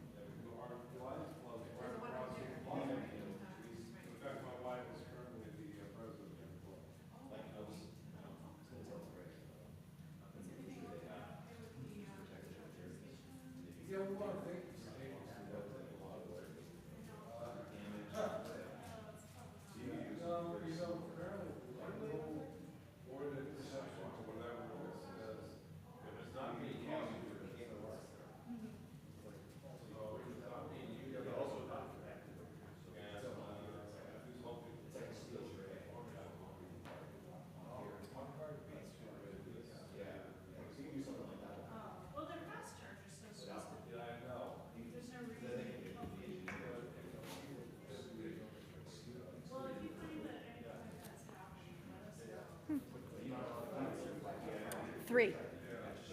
Yeah. Yeah, we'll get there. I think it's like 4:30.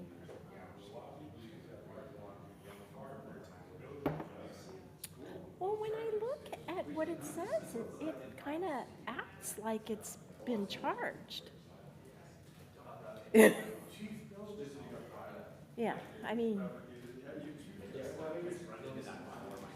right, right, right.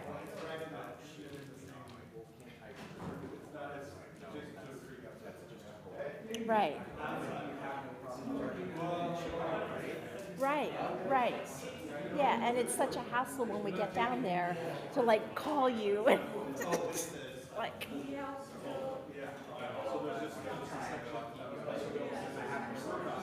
Yeah. Okay, okay. Yeah. And maybe they'll, yeah, I mean, who knows what they'll do. Yeah.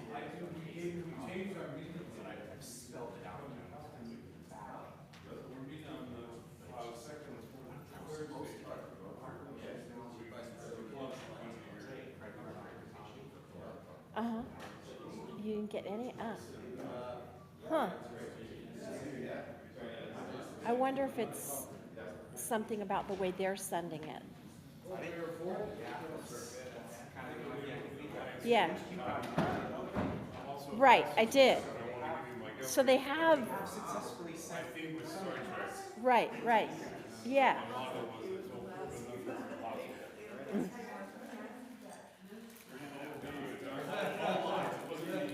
Whew.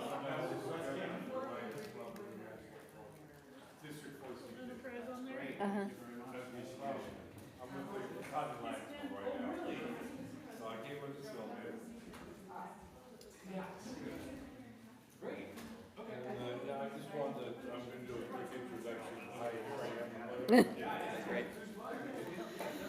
But you have no hot chocolate. We're used to usually give us hot chocolate. Oh, cool. Oh, that would be cool. That'd be great.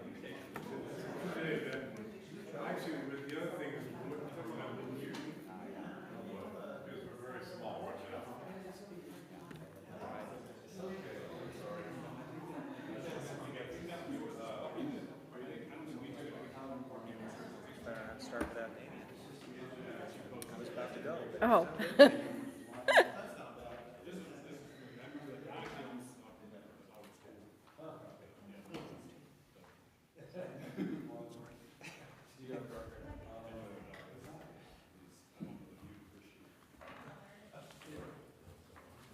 Kevin, are we good? Okay. All right, I'll call the meeting back to order. And we'll move on to our last regular agenda item, which is the updated Cotati Connection and new community member guide. And we'll start with the staff report and hear about the guide. Good evening, Mayor and Council. I'm going to present this evening Angela Corder, Director of Administrative Services. So this item is to bring to you our revised Cotati Connection newsletter, which we've updated numerous times recently. It's in the staff report, I don't remember when, but we started updating it to provide both Spanish and English in every newsletter. So it became voluminous of information being provided in both languages. So with that, we kind of took another glance at the newsletter, and we hadn't changed the system that we were creating it in or made really any drastic changes to its presentation. Yeah, there is our new version. So other than maybe adding some new graphics. So when it was the holiday time in the winter, we would put some new graphics in there that were holiday related, but it was all very much the same format that had been since 2015, I believe. So with this new version, we are using a new marketing type software, which we already had because we used for our recreation department to create all those great flyers that we do for all the events. It has more functionality around it, more personalization, branding, things that we can bring to the table where we can still keep the same information, but organize it where it's in a manner that's easier to read and then also easier to translate and keep it in a similar format so you know what you're looking at in the front is in the same almost location as it is in the back or there's no front and back, it's just two sides, in the Spanish as it is in the English. So we do want to make sure it's presented where we have the list of our meetings, as well as all of the community events calendars, as well as we're going to continuously keep that how to contact us down on the bottom footer. So everything can be easily kind of understood, reading it from the left, and then down across the bottom, as these are really what you can continue to expect to see in this different format. So we wanted to bring that to you, let you know that this is the new format that will be in the next utility bill that's issued now. But then more excited about is that we also collaborated and created the Admin Services Department in order to bring more information to our new community members. We are seeing that as people start their utility service, they often have other questions about what to expect when moving to our community. How do I get my recycling bin? How do I get my garbage bin? How do I turn on my power? Who do I call in case of an emergency? You know, there's some high weeds across the street. What do I do? What kind of events would I like to attend? And so we kind of looked around and saw what other cities and communities were providing. We found a couple handfuls of examples that were out there, and we took bits and pieces from each of those. And Rosie Speranza and our admin services team really, using that same marketing software, created the newsletter. So it's the new community members guide. So it was hard to provide in the packet to actually show what it'll look like because it is presented in a bill foil. We could do this in a similar manner as the PAFR, where we have it in half size where it can be folded like this. And we've done that a couple times and it actually is still fairly legible. So, but with this format, we feel like it's easier to fold, and we look to, number one, get this on our website to provide to everyone right away, so that they can learn and have access to that digitally. But then also for any new members joining our community, new citizens or businesses, to get this out in the mail to them. So they have something that they can keep and look to for resources that they might need, maybe not right then, but in the future.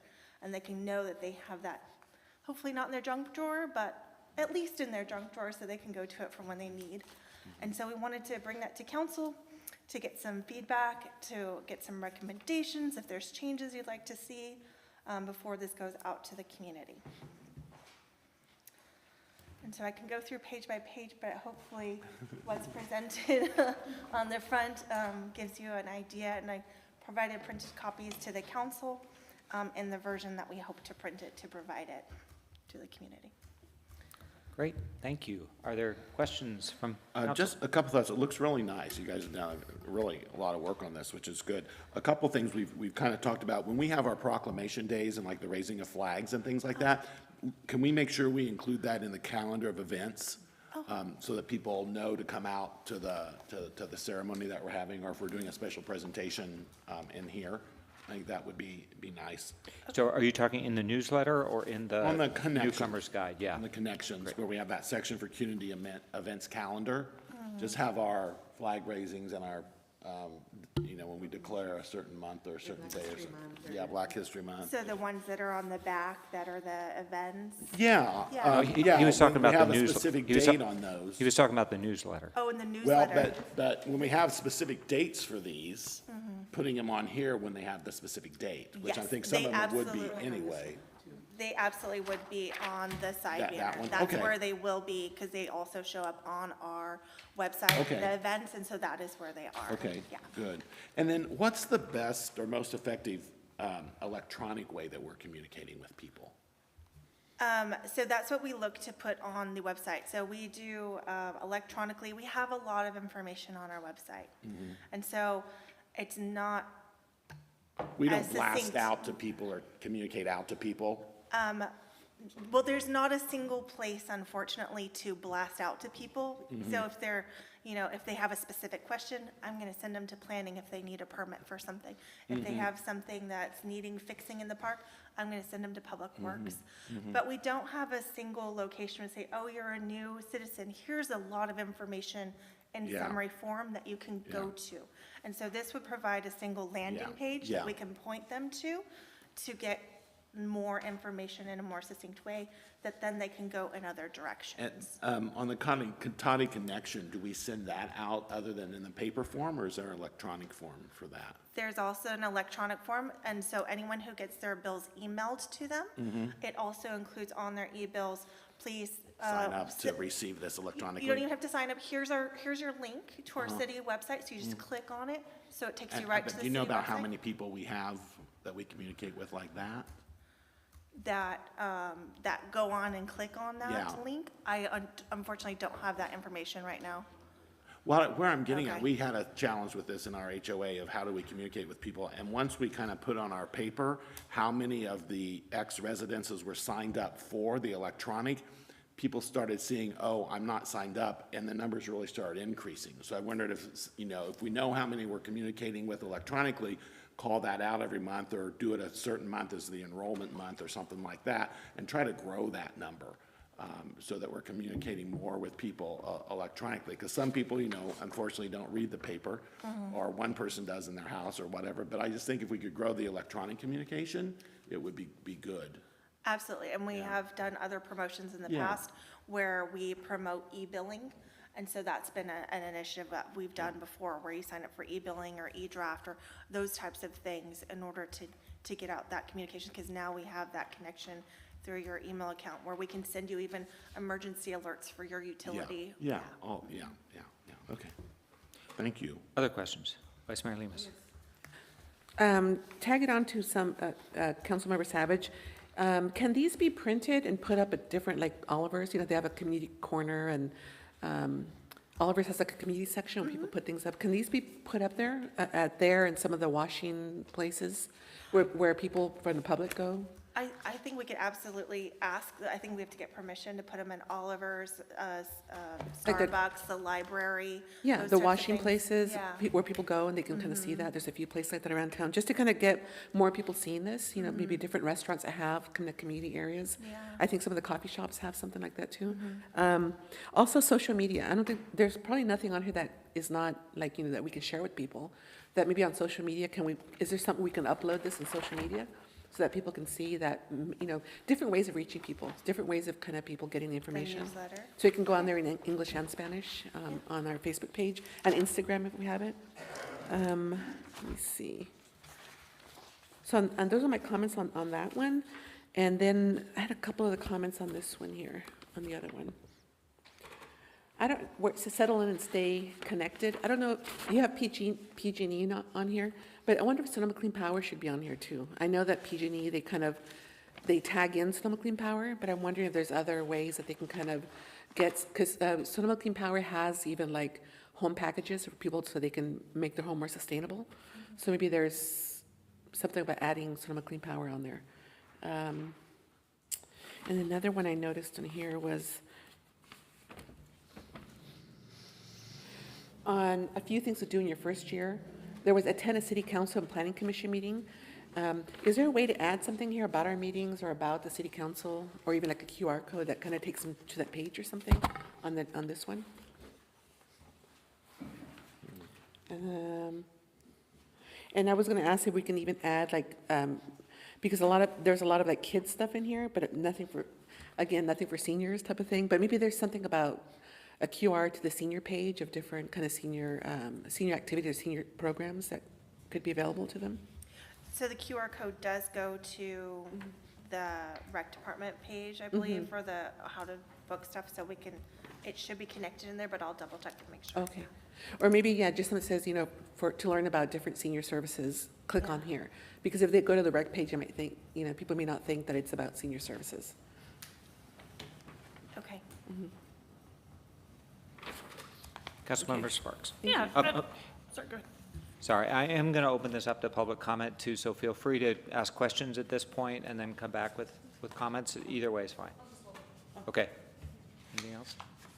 Okay, so I'm going to open this up for public comment. Any feedback on the new newsletter, Cotati Connection, or the Welcome to Cotati, the Hub of Sonoma County New Community Member Guide? Anybody in the chambers? Okay, let's check Zoom. Thank you, Mayor Ford. Speaking to our Zoom attendees, please use the raise hand icon to make a public comment on this item.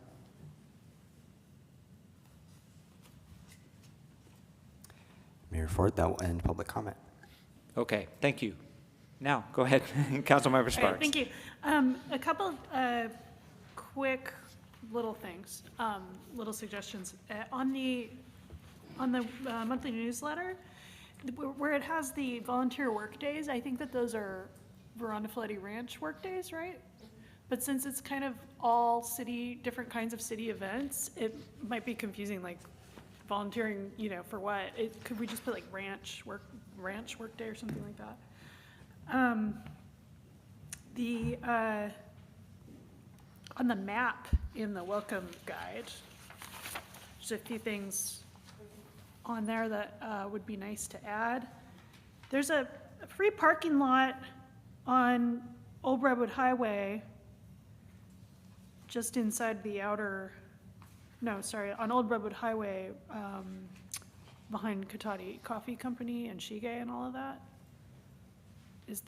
Can we add that on here, or is that like privately owned? We considered adding that in there. Yeah. It's a little bit difficult to do and show how that is, because there's the multiple entry points, and then it's limited spots in there, so it's not all the spots. And so it was a little bit more difficult as opposed to the ones that were the lots that were parking. And that's where, I think that would be a good addition, because it is parking that's downtown. Well, maybe instead of having like the area of the parking lot be this tiny little rectangle, it could just be like a car symbol or something, like there's some parking located.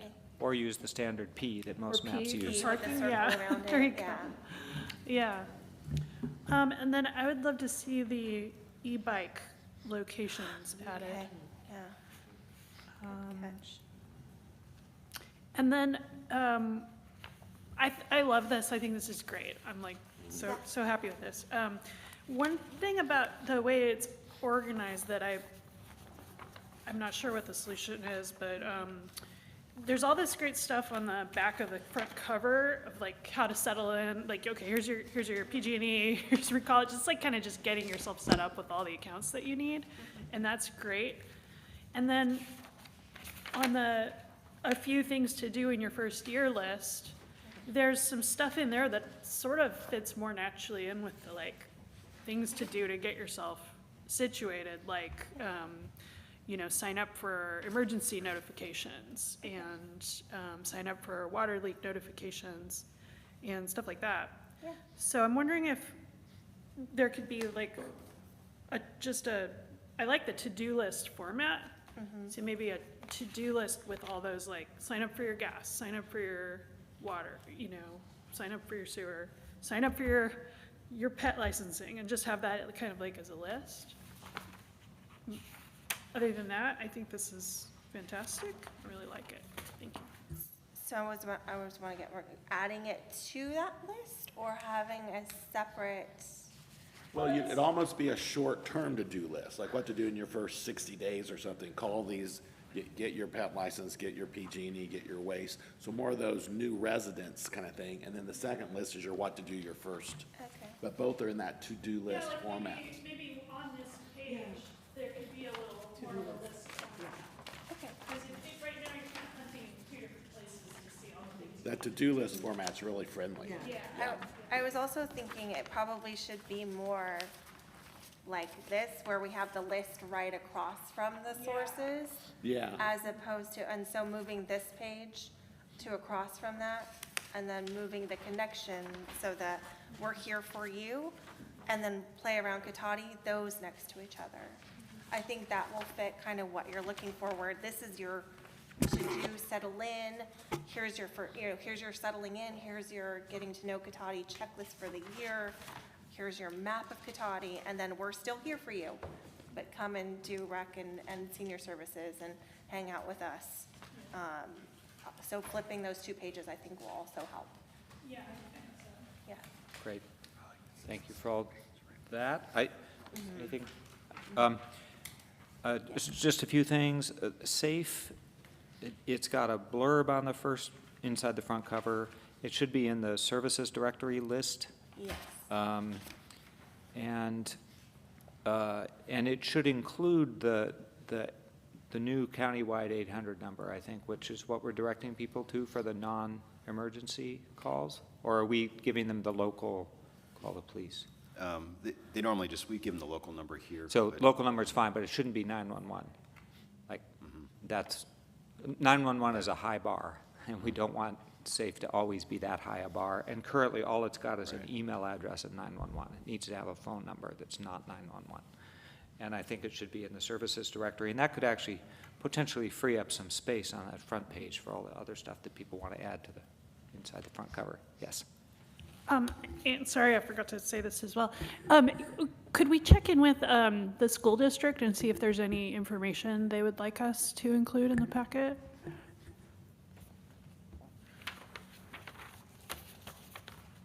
Thank you so much for putting this together. It's looking great. I think it'll be a great thing to give new residents. I do want to add, so there is, I forgot to mention. Sure. There is, when we mail them out, we are intending also to hopefully have a magnet put together so that people will have those emergency services, so they're not in the junk drawer, they're up on their fridge where they would have their contact information for us. Nice. Councilmember Harvey. We should also have, in addition to just the waste, recycling, so we should have the Zero Waste Sonoma website, especially new people coming in have stuff usually they need to recycle.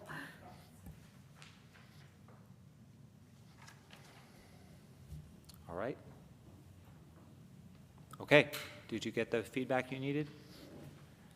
Yes, thank you so And very then some? much. Okay. All right. We'll go on to the city manager's report. All right, thank you, Mayor, members of the council. So as you all know, we have some tree work going on in West Sierra between Cypress and Water.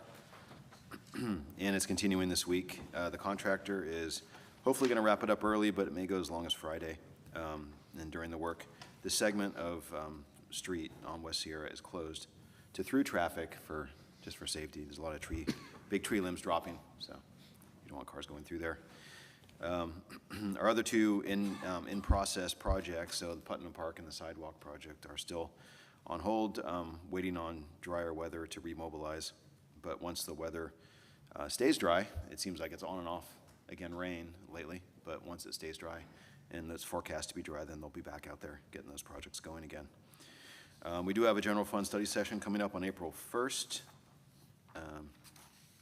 And then the second study session for enterprise and capital projects will be on April 15th. Measure S is the oversight committee meeting scheduled for April 8th. We also, this weekend, have the Climate Ready Fair. This is the first fair that we're doing. And it's going to be at the Cotati train station. This is March 29th, 10 a.m. to 2 p.m. It is free. And we have more than 30 community organizations and agencies providing resources, information there. So it'll be a big event, and we're all hoping it's successful so that we can continue it each year and hopefully grow it out there. There's also, coming up this week, a couple of virtual meetings that if anyone's interested in, they would need to register for. It's a Know Your Rights virtual meeting on March 26th in Spanish and then March 27th in English. This coming Saturday, the same day as our climate fair, we also have a garden critters workshop at the ranch, Rondafletti Ranch. It's for children all the way up to adults, and it's identifying the friends and foes in your garden and the basics of integrated pest management practices and solutions for dealing with garden pests. And it's 3 to 5 p.m., and it's a pay what you can scale on this one. So anywhere from free to up to $20, depending on your ability to pay. The following weekend, April 5th and 6th, we have our monthly free compost giveaway at the ranch from 10 a.m. to noon. It's a self-service station it allows up to one truck bed full of free compost, and this is in partnership with Zero Waste Sonoma, who works with the composting facilities to provide that.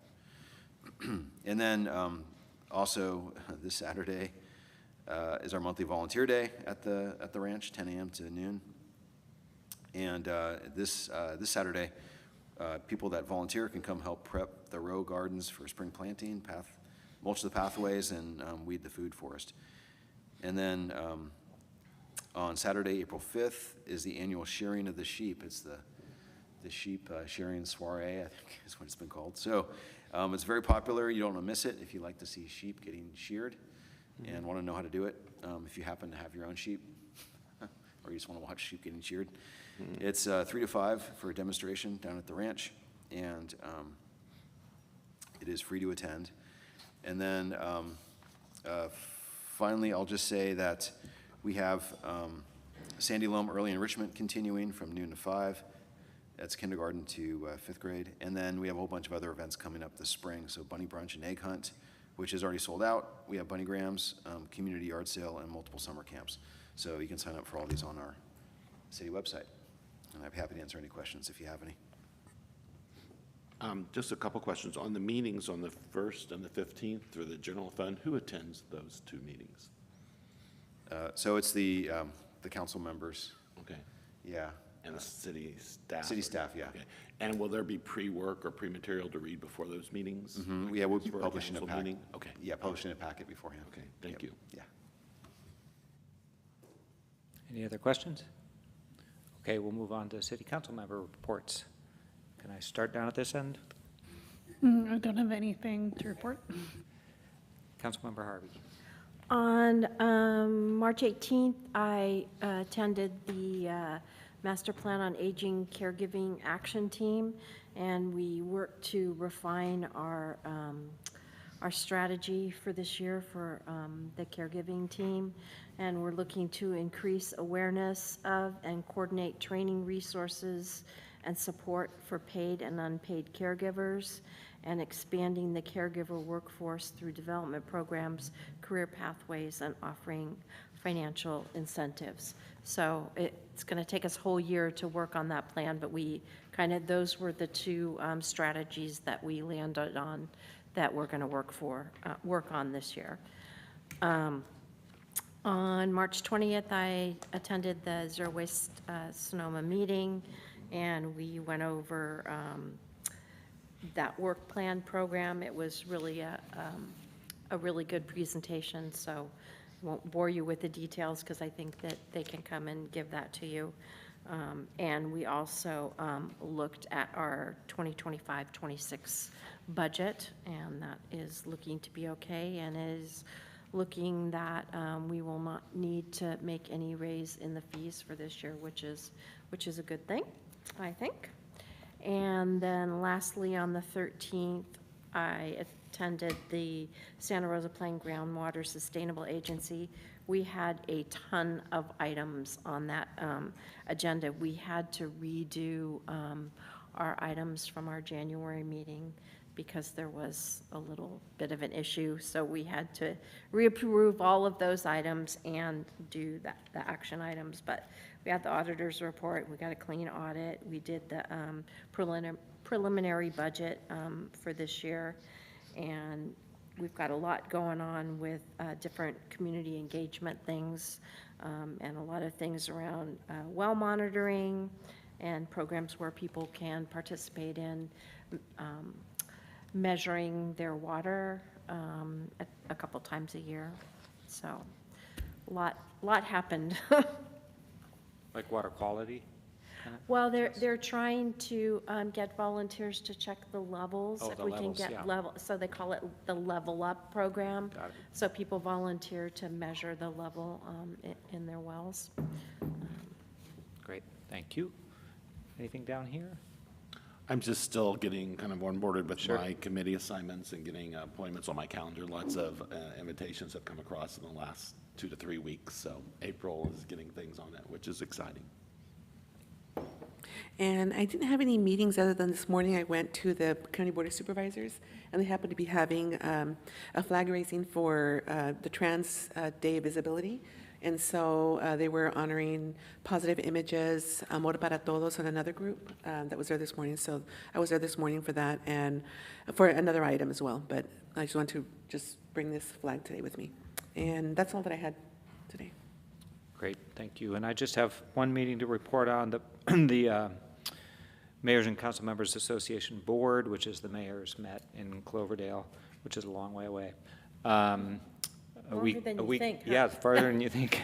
A week ago, last Thursday, we met with Supervisor Gore. That's his district up there, and but the main topic was the mobile crisis support response systems across the country, and the city's really emphasized to him the need for predictable funding from the county to cover those programs going forward, and also we made a good case that our model works well for us, and we don't want to be subsumed by any model that the county has going. And then it was also a somewhat wide-ranging discussion around those topics. District 4 updates encompasses a lot of budget challenges that are coming down the pike for a lot of local agencies. So I'll leave it at that, and we'll move on to public comment on non-action agenda items. I have one speaker card from Charles O'Neill. You're welcome to come on up.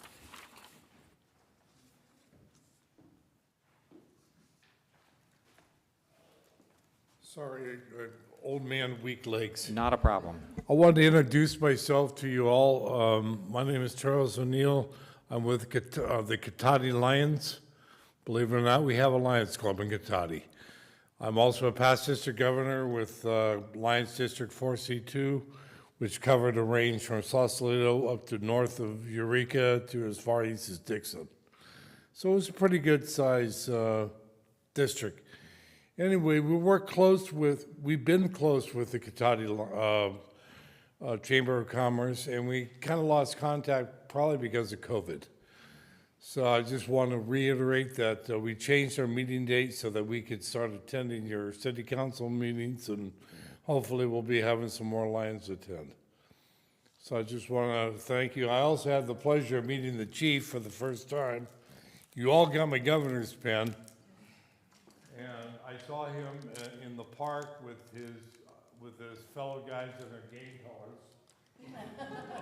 Oh, I'm sorry, uniform. I want to give you that, Chief. Thank you, sir. Not a problem. Anyway, it was a pleasure to meet him, and also after carrying a badge for 35 years, I know where he's coming from. So, again, thank you. Thank you so much. Thanks for being here. Anybody else? Come on up.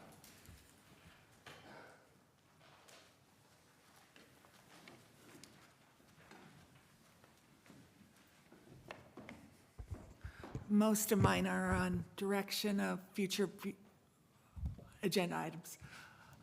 I'm exhausted tonight because I have an 88-year-old mother who's in a wheelchair, and what are you doing on Saturday? You're having a climate fair that is costing us $20,000 of our taxpayer monies. How much would that have done for having a senior resource fair? All of our services we get, paratransit, Meals on Wheels, they're all county. City of Cotati does nothing for the seniors. You don't have recreation classes that do, we have to go to Rona Park. Anyway, so that's one issue. The other one is I think you all need to have an ADA presentation by somebody in training. A month ago, another citizen, he was making fun of our extra minutes, ADA accommodations, and not the mayor or the city attorney, it was a woman, corrected that it had to be a qualified individual with a disability. And so that other citizens was saying, I'll just go sign up and all this, and that's not right, that we have that. And I'd like to put it in, since there's some professors here, it's like, okay, I go into your classroom, I go to my desk, adjustable desk that I've, for ADA furniture. It would be like Mr. Ford coming up and saying, oh, Lori, you're using your adjustable care in front of the class and disclosing my disability. And then another person coming, oh, I'll just go sign up and get it, without anybody mentioning it has to be a qualified individual with a disability. There are hidden disabilities too that you may not see. I used to have much more hidden disabilities, and disclosing disabilities is not cool. I have not had any problems with anywhere else other than this city of getting it. In fact, the Groundwater Sustainably, they went over, they allowed me to have Zoom access because it just said Lori on their panel, because of my disabilities. You need to really get on that. The other thing is you need Brown Act training. I mean, there's some really good ones I've seen out there. A federal judge has schooled you all on the Brown Act, Judge Chen, 2 years ago, and nothing's changed. And there's a great company out of Sacramento that does like real life situations, and this needs to be happening because there's too much going on with that. Other things, sorry, my brain's so tired.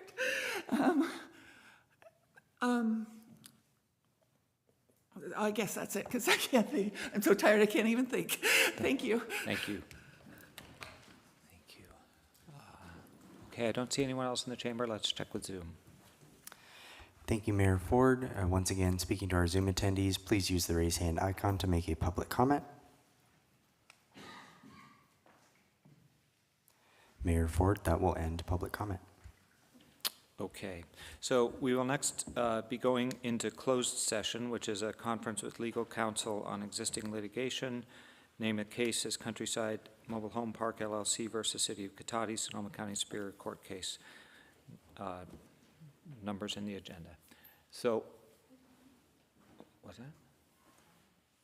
Oh, that's right. We need public comment on the closed session item. That's right. So if anybody has any public comment they'd like to make on that closed session item, please step forward. Let's check with Zoom. Once again, Zoom attendees, if you have a public comment on the closed session topic, please use the raise hand icon. Seeing no hands, that will end public comment. Okay, great. So when we come back, we'll report anything reportable and then adjourn. And we'll be back when that's over.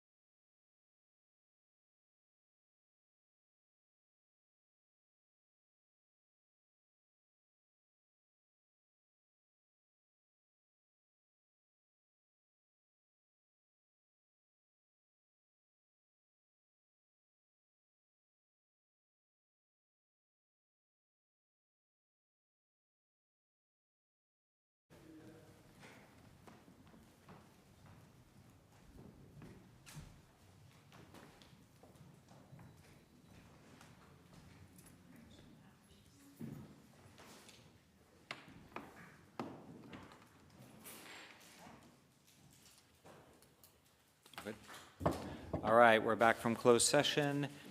There is nothing to report from that closed session. And was there any information received after the agenda was posted? There was not. Okay, with that, we're adjourned at 9:30.